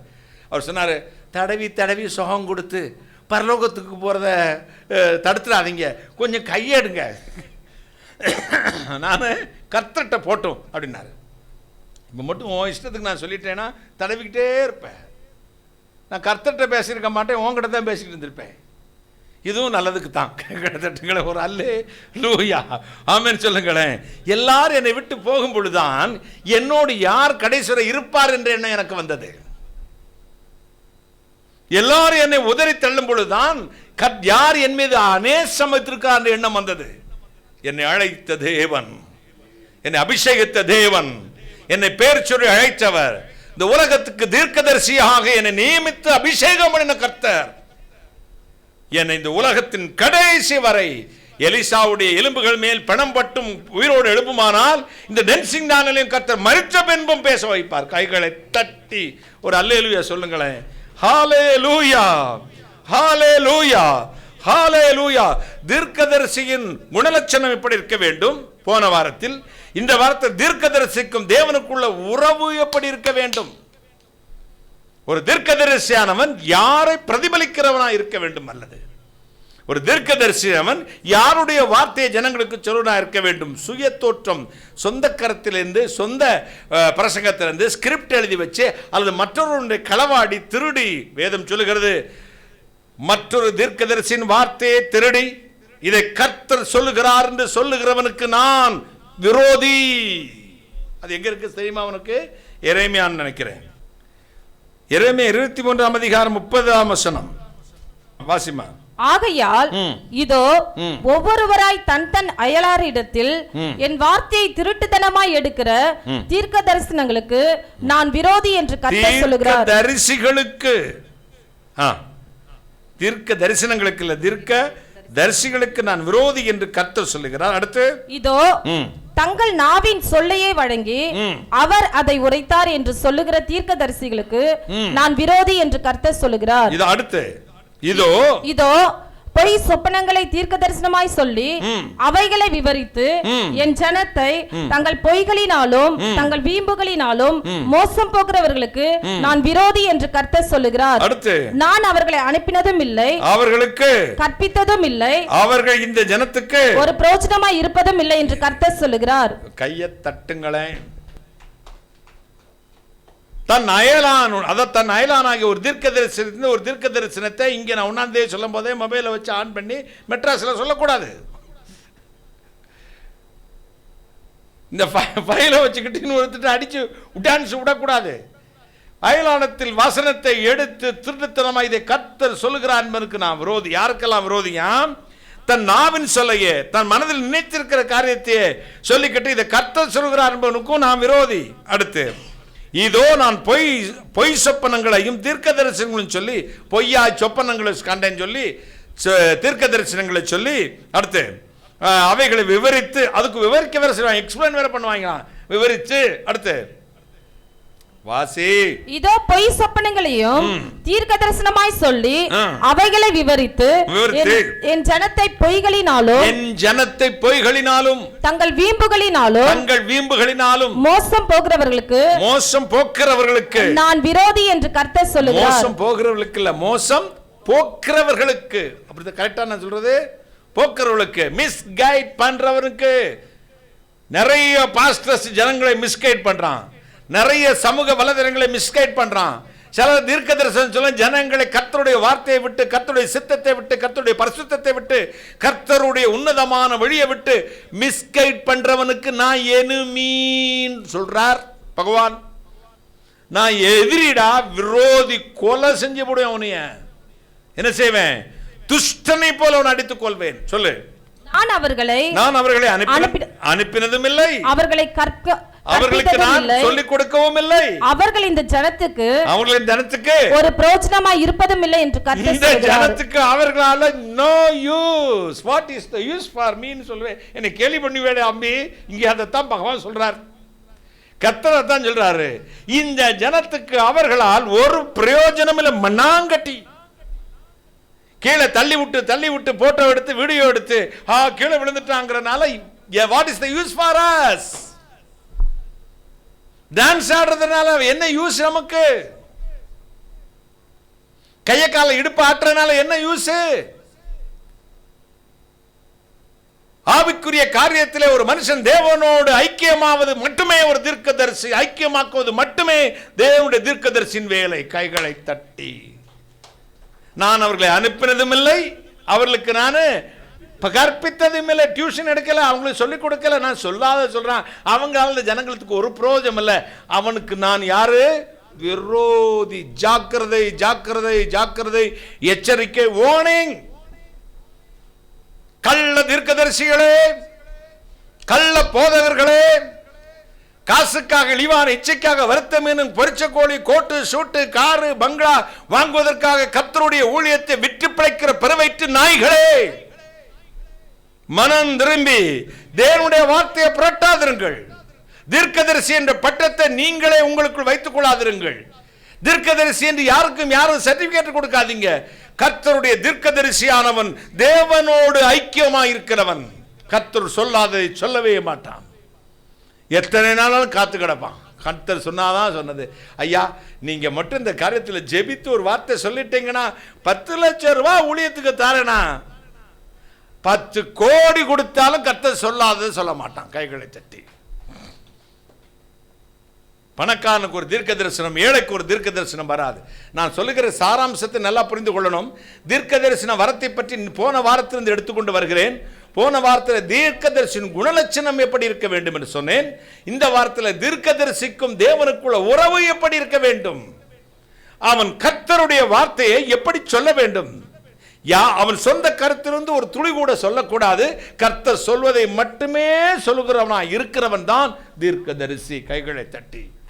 கர்த்தர் சொல்லாத ஒன்றையும் அவன் சொல்லவே கூடாது. எத்தனை சந்தோஷம், எத்தனை மகிழ்ச்சி. ஆண்டவர் கர்த்தர் உங்கள் தொடர்ந்து இந்த காரியங்களை பற்றி அடுத்த வாரத்தில் உங்களோட பேசுவேன். மிஸ் பண்ணாதீங்க. தொடர்ந்து இந்த வார்த்தைகளுக்காக காத்திருங்கள். தீர்க்க தரிசன வரத்தினுடைய கண்டினியூஷனாக இன்னும் வரத்துக்கே வரல.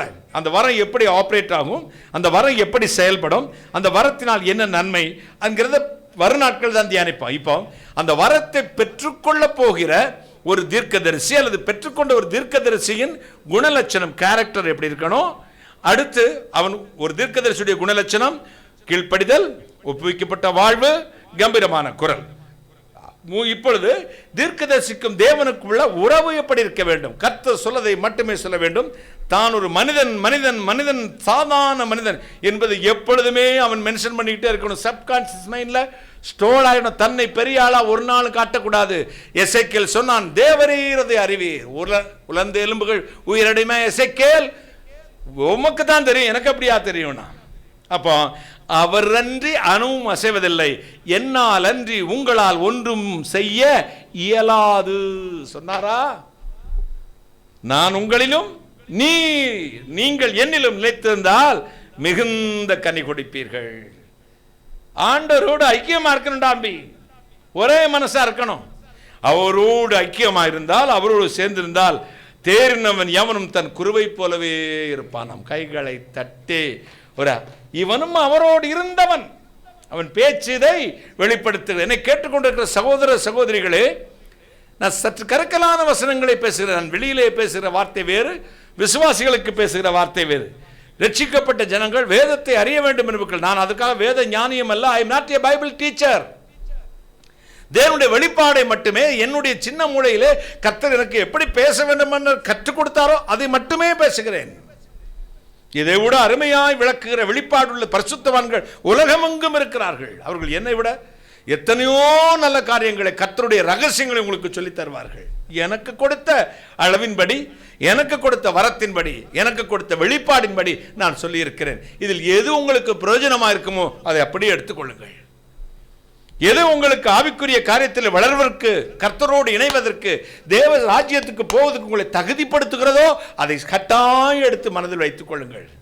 அதன்படி நடக்க முயற்சி பண்ணுங்கள். தேவன் உங்களை தீர்க்கதரிசிகளாய் தெரிந்தது உண்மையானால் இந்த காரியத்தை அவர் எதிர்பார்க்கிறார். அவர் சொல்கிறார், நான் அவர்களை அனுப்பினதும் இல்லை, அவர்களுக்கு கற்பித்ததும் இல்லை. எரேமியாவுக்கு சொன்னார், நான் தாயின் கருவிலிருந்து உருவாகும் முன்னே பரிசுத்தப்படுத்தி என் தீர்க்கதரிசியாய் கட்டளையிட்டேன். கைகளை தட்டி. இங்கே ஒருத்தனை சொல்றாரு, ஆனா அவங்களை அனுப்புனதும் இல்லை, அவங்களுக்கு நான் கற்பித்ததும் இல்லை. திருடுகிறவனுக்கு கர்த்தருடைய வார்த்தையை தீர்க்க தரிசனங்களை மற்றவருடைய ஊழியக்காரத்திலிருந்து திருடுறவனுக்கு நான் விரோதி, பொய் சொப்பனங்களை கண்டு அதுக்கு வியாக்கியானம் பண்றவனுக்கு நான் விரோதி, பொய் தீர்க்க தரிசனம் சொல்றவனுக்கு விரோதி.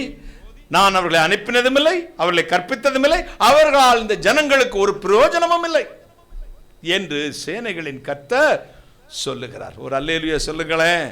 ஹல்லேலூயா, ஹல்லேலூயா, ஹல்லேலூயா. தேவாதி தேவன் நம்மத்தில் வரட்டும். கண்களை மூடுவோமா? நன்றி மட்டும் சொல்லுவோம். தீர்க்கதரிசியின் குணலட்சணம், தீர்க்கதரிசிக்கும் கர்த்தருக்கும் என்ன எப்படிப்பட்ட உறவு இருக்க வேண்டும்? ஒரு தீர்க்கதரிசியானவன் எப்படிப்பட்ட வார்த்தைகளை ஜனங்களுக்கு சொல்ல வேண்டும்? அவனுக்கு சுய இருக்கக்கூடாது, செல்ஃபிஷ் இருக்கக்கூடாது, சுய அறிவு இருக்கக்கூடாது, சுயமா சிந்தித்து பேசக்கூடாது.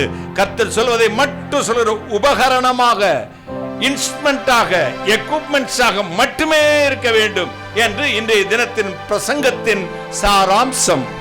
கர்த்தர் உங்களை ஆசீர்வதிப்பாராக. நாம் பிரார்த்தனை செய்வோம். Thank you Jesus.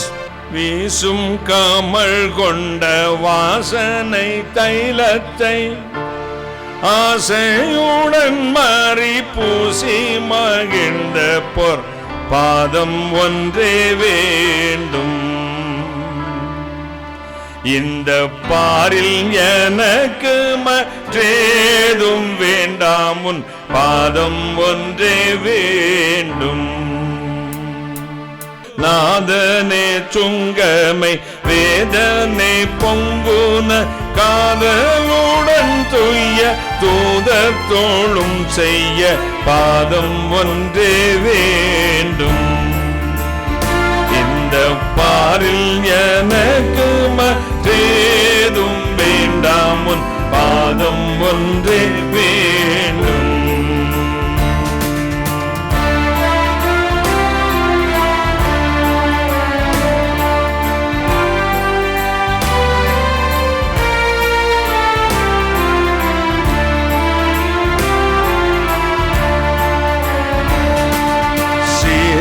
புயலினால் வாரிதி பொங்கிட, சேரும் புயலினால் வாரிதி பொங்கிட, பாரில் நடந்த போல் நீர்மேல் நடந்த உன் பாதம் ஒன்றே வேண்டும்.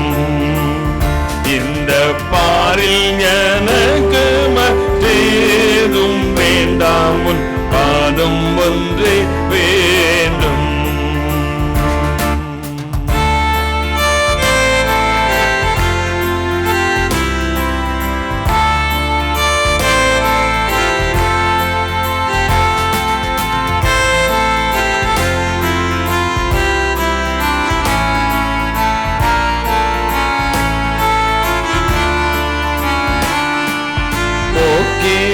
மற்றையும் ஆக்கினை யாவையும் போக்கிட, மற்றையும் ஆக்கினை யாவையும் நீக்கினவை மரம் தூக்கி நடந்தனர் ஒன்றே வேண்டும்.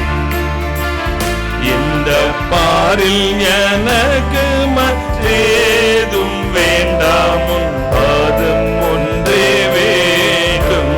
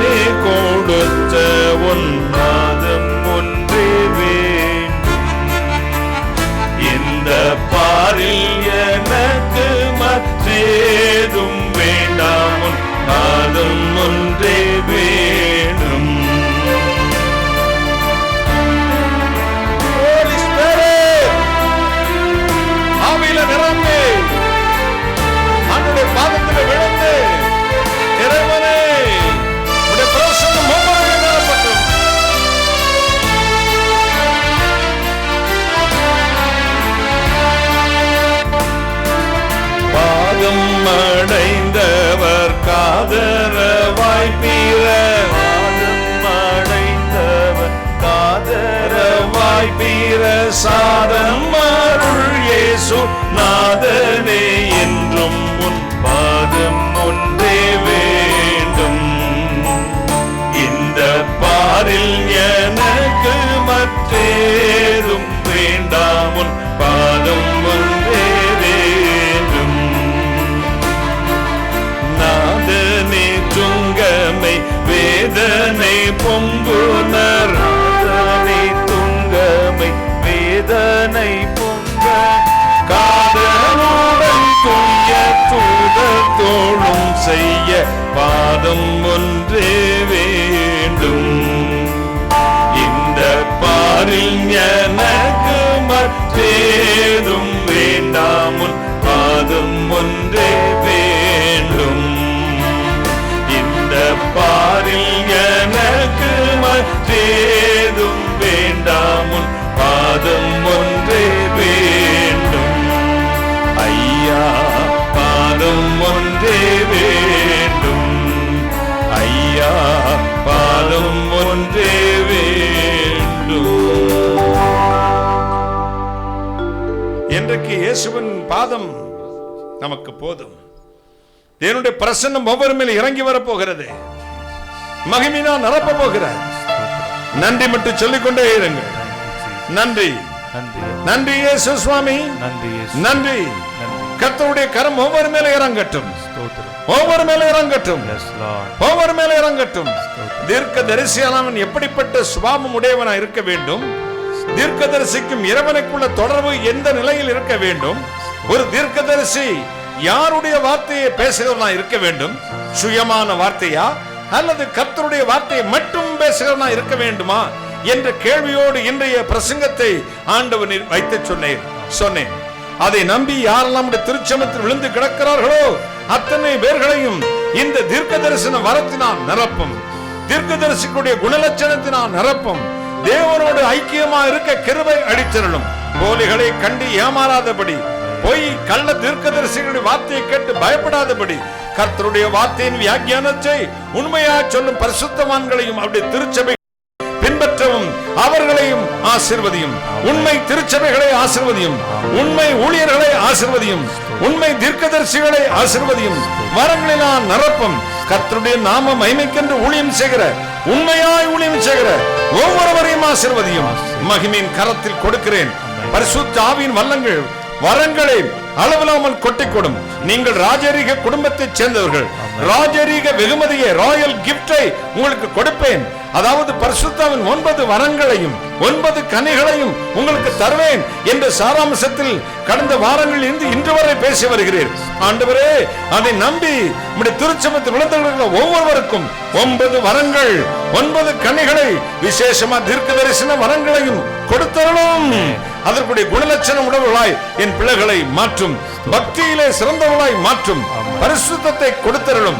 தேவனுடைய சத்தியத்தை தியானிக்கும் பொழுது ஆவிக்குரிய கண்ணோட்டத்தோடு பார்க்கவும், ஆவிக்குரிய வியாக்கியானத்தை செய்யவும் கிருபை அளித்தரலும். ஒவ்வொரு திருச்சபையும் தன் ஜனங்களின் சீர்கேட்டை மாற்றக்கூடிய திருச்சபையாய் மாறட்டும். ஒவ்வொரு போதகர்களுக்கும் இந்த அபிஷேகத்தை தாரும். ஒவ்வொரு திருச்சபைகளிலும் தீர்க்கதரிசிகளை எழுப்பும். ஜனங்கள் சீர்கட்டு போகாதபடிக்கு நேர்வழிப்படுத்துகிற தீர்க்கதரிசிகளை ஒவ்வொரு சபைகளிலும் எழுப்பும். இயேசு சுவாமி, எழுப்பும் அப்பா, ஆசீர்வதியும். இப்பொழுதும் என்னை கேட்டு கர்த்தருடைய சத்தத்துக்கு செவி கொடுக்கிற ஒவ்வொரு மக்களையும் ஆசீர்வதியும். வியாதிகளை சபிக்கிறேன். என்னென்ன தேவைக்காய் காத்திருப்பார்களோ அத்தனையும் கொடும். இந்த குடும்பங்கள் கொட்டி பல்லோகமாய் மாறட்டும். யாரெல்லாம் கையேந்தி நிற்கிறார்களோ அந்தந்த சிரசின் மீது தேவனுடைய ஆசீர்வாதம் இறங்கட்டும், அபிஷேகம் இறங்கட்டும், வல்லமை இறங்கட்டும், வரங்கள் இறங்கட்டும், கிருபை இறங்கட்டும். அந்தந்த வீடுகளில் தேவனுடைய பரிசுத்த ஆவியின் அக்கினி நிரம்பி வழியட்டும். God send the power in the name of Jesus right now. Fill Lord, fill Lord, fill Lord. இயேசு உங்களை தொட்டுக் கொண்டிருக்கிறார். பரிசுத்த ஆவியின் அபிஷேகம் உங்களுக்கு நிரம்புகிறது. மனதார ஸ்தோத்திரம் சொல்லுங்கள், கர்த்தருக்கு நன்றி சொல்லுங்கள், கைகளை தட்டி கர்த்தரை ஸ்தோத்திரம் பண்ணுங்கள், மனதார துதியுங்கள், மனதார துதியுங்கள், அவருக்கு நன்றி சொல்லுங்கள். நீங்கள் கண்களை மூடிக்கொண்டு இருக்கும் பொழுது தேவனுடைய வெளிச்சம் உங்களை வீசுவதை உணர முடியும். கர்த்தருடைய கரங்களை தொடுவதை பார்க்க முடியும். மகிமையினால் நிரம்ப முடியும். ஒவ்வொரு மேலும் ஒவ்வொரு மேலும் right now, right now, God's upon the name of Jesus. നിന്റെ ഭവനത്തിലേക്ക്, നിന്റെ വീട്ടിലേക്ക്, നീ ഇരിക്കുന്ന സ്ഥാനത്തിലേക്ക് ഇതോ സർവശക്തന്റെ കരം നിന്നെ സ്പർശിക്കുന്നുണ്ട്. നിന്നെ തന്റെ ആത്മബലം കൊണ്ടും അഭിഷേകം കൊണ്ട്, പരിശുദ്ധാത്മാവിന്റെ അഭിഷേകം കൊണ്ട് ദൈവം നിന്നെ നിറച്ചുകൊണ്ടിരിക്കുന്നു. നീ സ്വീകരിക്കാമോ? ഒരു ഹല്ലേലൂയ പറയാം, ഒരു സ്തോത്രം പറയാം, ഉച്ചത്തിൽ പറയാം. Receive, accept your miracle, accept your heal right now. All the demonic evil process in the name of Jesus come out and he'll deliver in the name of Jesus right now, right now. அற்புத சுகத்தை சாரும். என் பிள்ளைகள் குடும்பம் குட்டி பரலோகமாய் மாறட்டும். ஒவ்வொரு வாலிபனுக்குள்ளும், ஒவ்வொரு கன்னிகைக்குள்ளும், ஒவ்வொரு அம்மா அப்பாக்குள்ளும், ஒவ்வொரு தாத்தா பாட்டிக்குள்ளும், ஒவ்வொரு அங்கிள் ஆண்டிக்குள்ளும், ஒவ்வொரு குழந்தைகளுக்குள்ளும் இந்த அபிஷேகம் இறங்கட்டும், நேர்வழிப்படுத்தட்டும். அடுத்த தலைமுறை சீர்கட்டு போகாதபடி தவறான உபதேசத்தை, தவறான ஊழியர்களை, கள்ள போதர்களை, கள்ள தீர்க்கதரிசிகளை பின்பற்றி அடுத்த தலைமுறை உம்முடைய வழியை விட்டு பின்மாறாதபடிக்கு தேவனே என் பிள்ளைகளை போதித்து வழிநடத்தும். நான் அப்பிரயோஜனமான ஊழியக்காரன், தேவரை சொன்ன காரியத்தை மட்டும் செய்தேன். கர்த்தா இயேசுக்கே துதிகரமே செலுத்தேன். சகல சத்துருவை நிர்மூலமாக்க ஜெபிக்கிறேன், பிசாசுகளை நிர்மூலமாக்க ஜெபிக்கிறேன். கர்த்தா இயேசு கிறிஸ்து நாமத்தில் ஆசீர்வதிக்கிறேன். ஆசீர்வதித்தருளும். என் பிள்ளைகள் என்ன விரும்பி இருந்தார்களோ அதை கொடுத்தருளும். தலை நிறைய கொட்டிக்கொடும். ஒவ்வொரு இடத்து தேவ மகிமை இருக்கட்டும். தொடர்ந்து கர்த்தா இயேசு கிறிஸ்து ரத்தங்களை பூசிக்கொள்ளும். சத்துரு சேர்ந்து போட்டும். ஆசீர்வதிப்புக்காக நன்றி, ஸ்தோத்திரம். ஆமீன் சொல்லும் பொழுது என்ன ஆசீர்வாதத்தை எதிர்பார்த்து என் பிள்ளைகள் காத்திருந்தார்களோ அந்த ஆசீர்வாதங்கள் அந்தந்த பிள்ளைகளுடைய சிரசின் மேல் நிரம்பி வழியட்டும். இயேசு சுவாமி நிரம்பி வழியட்டும். ஆசீர்வதியும், ஆசீர்வதியும், ஆசீர்வதியும். ஆசீர்வதிப்பதற்காக நன்றி, தொடுவதற்காக கோடான கொடி நன்றி, கோடான கொடி ஸ்தோத்திரம். கர்த்தராகிய இயேசு கிறிஸ்து நாமத்தில் ஜெபிக்கிறேன். உம்முடைய ஆசீர்வாதங்களை, நன்மைகளை, கிருபைகளை, வெற்றிகளை சுதந்திரித்து பெற்றுக் கொள்கிறேன் பரிசுத்த பிதாவே. ஆமென், ஆமென். கர்த்தர் கொடுத்த நல்ல வாக்கு தத்தங்களுக்காக கைகளை தட்டி கர்த்தரை ஸ்தோத்திரம் பண்ணுவோம். ஸ்தோத்திரம், ஸ்தோத்திரம், ஸ்தோத்திரம். நேரில் வந்திருக்கிற அத்தனை பேருக்கும் இயேசு கிறிஸ்து நாமத்தில் நன்றி. அநேகருக்கு வாழ்த்துதல் சொல்கிறேன். யூடியூப்லயும் ஃபேஸ்புக்லயும் ஆயிரக்கணக்கான மக்கள் பார்த்து கொண்டிருக்கிறீர்கள். உங்கள் அத்தனை கர்த்தர் இயேசு நாமத்தில் வாழ்த்தல். எனக்காக, இந்த ஊழியத்துக்காக, எங்கள் உடன் ஊழியர்களுக்காக, தேவைகளுக்காக அதிகமாக ஜெபியுங்கள். கர்த்தரவினால் உங்கள் காணிக்கையினால் தாங்கள். கர்த்தருடைய பரிசுத்த நாமம் ஸ்தோத்தரிக்கப்படுவதாக. கர்த்தருடைய மேன்மை. நீங்கள் எல்லாம் என் குடும்பத்தின் அங்கத்தினர்கள். உங்கள் குடும்பம் ஒவ்வொரு முகத்தை பார்க்கும் பொழுது எனக்கு மிகுந்த சந்தோஷம். ஒரு பெரிய என் சொந்தக்காரங்களை, என் ரத்த சம்பந்தமான உறவுகளை பார்ப்பதை காட்டிலும் உங்களை பார்ப்பதான் எனக்கு மன மகிழ்ச்சி. கர்த்தர் உங்களை 1000 தலைமுறைக்கு ஆசீர்வதிப்பார். கர்த்தருடைய பரிசுத்த நாமத்துக்கே ஸ்தோத்திரம் உண்டாகட்டும். அடுத்த வாரத்தில் இந்த பிரசங்கத்தினுடைய தொடர்ச்சியை உங்களுக்கு வைப்பேன். தவறாமல் கலந்து கொள்ளுங்கள். மற்றவர்களுக்கு நம்ம ஊழியத்தை பற்றி சொல்லுங்கள். இந்த யூடியூப் சேனலை சப்ஸ்கிரைப் பண்ணுங்க, பெல் பட்டன் கிளிக் பண்ணுங்க. மற்றவர்களுக்கு இந்த சேனலை வந்து அறிமுகப்படுத்துங்க. அநேகருக்கு தேவ வார்த்தை போவதற்கு பிரயோஜனமா இருக்கும். இந்த என்னுடைய பிரசங்கங்கள் ஒவ்வொன்றும் எதுவும் உள்நோக்கமும் இல்லை. யாரை பற்றி, எந்த ஒரு தனி மனிதனை பற்றியும் பேச்சில்லை. கர்த்தருடைய வார்த்தையை மட்டுமே பேசுகிறேன். கைகளை தட்டி கர்த்தரை மகிமைப்படுத்துவோம். கர்த்தருடைய வார்த்தை ஆமென்றும் ஆமென் என்று இருக்கிறது. எனவே இந்த ஊழியத்துக்காக நீங்கள் ஜெபியுங்கள். கர்த்தர் உங்களை ஆசீர்வதிப்பார். கர்த்தர் கொடுத்த வாக்கு தத்தங்களுக்காக கைகளை தட்டி கர்த்தரை ஸ்தோத்திரம் பண்ணுவோம். ஸ்தோத்திரம், ஸ்தோத்திரம். அடுத்த வாரத்தில் சாட்சி சொல்ல விரும்புறவங்க உங்க வலது கையை வீடியோலயே வந்துடணும். உங்க கையை உயர்த்தினீங்கன்னா உங்க ஆடியோ மியூட் எடுத்து விட்டுருங்க. இங்க எடுத்து விட்டுரும். அது அநேகருக்கு பிரயோஜனம். நமக்கு 2 நிமிஷத்துக்கு மிகாமல் சாட்சி சொல்லணும். சாட்சி சொல்ல நேரம் கொடுப்பேன் பிரசங்கத்துக்கு முன்னாடியே. நீங்க உங்க வலது கையை உயர்த்தி காண்பிச்சீங்கன்னா, உயர்த்தி காண்பித்து விட்டு உங்க ஆடியோ மியூட் எடுத்து விட்டுடும். வீடியோவில் நீங்க இருக்கணும். அப்பதான் உங்க டெலிகாஸ்ட் பண்ண முடியும். கர்த்தர் உங்களை ஆசீர்வதிப்பார். பிதாவாகிய தேவனை ஸ்தோத்திரிப்போம். குமாரனாகிய தேவனை ஸ்தோத்திரிப்போம். பரிசுத்தாவிய தேவனை ஸ்தோத்திரிப்போம். திரியேக தேவனை ஸ்தோத்திரிப்போம். எல்லா துதி கன மகிமையும் கர்த்தர் இயேசு கிறிஸ்து ஒருவருக்கே செலுத்தி கைகளை தட்டி கர்த்தரை ஸ்தோத்திரிப்போம். ஸ்தோத்திரம், ஸ்தோத்திரம், ஸ்தோத்திரம். என் ஆத்துமாவே கர்த்தரை ஸ்தோத்திரி, என் முழு உடமையோர் பரிசுத்த நாமத்தை ஸ்தோத்திரி. என் ஆத்துமாவே கர்த்தரை ஸ்தோத்திரி, கர்த்தர் செய்த சகல பாரங்களையும் மறவாதே. ஆமென், ஆமென்.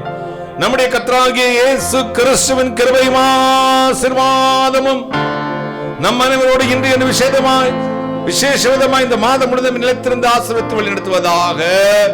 ஆமென், ஆமென்.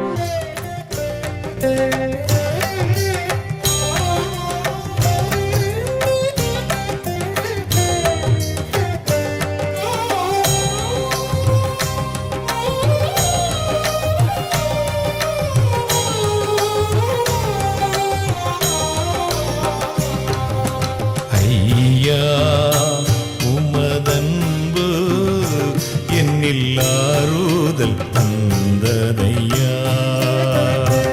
ஏசையா நிரஞ்சீவன் நான் நம்பும் புகலிடமே.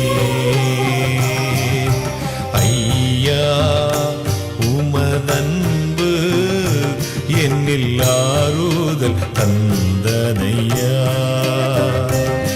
ஏசையா நிரஞ்சீவன்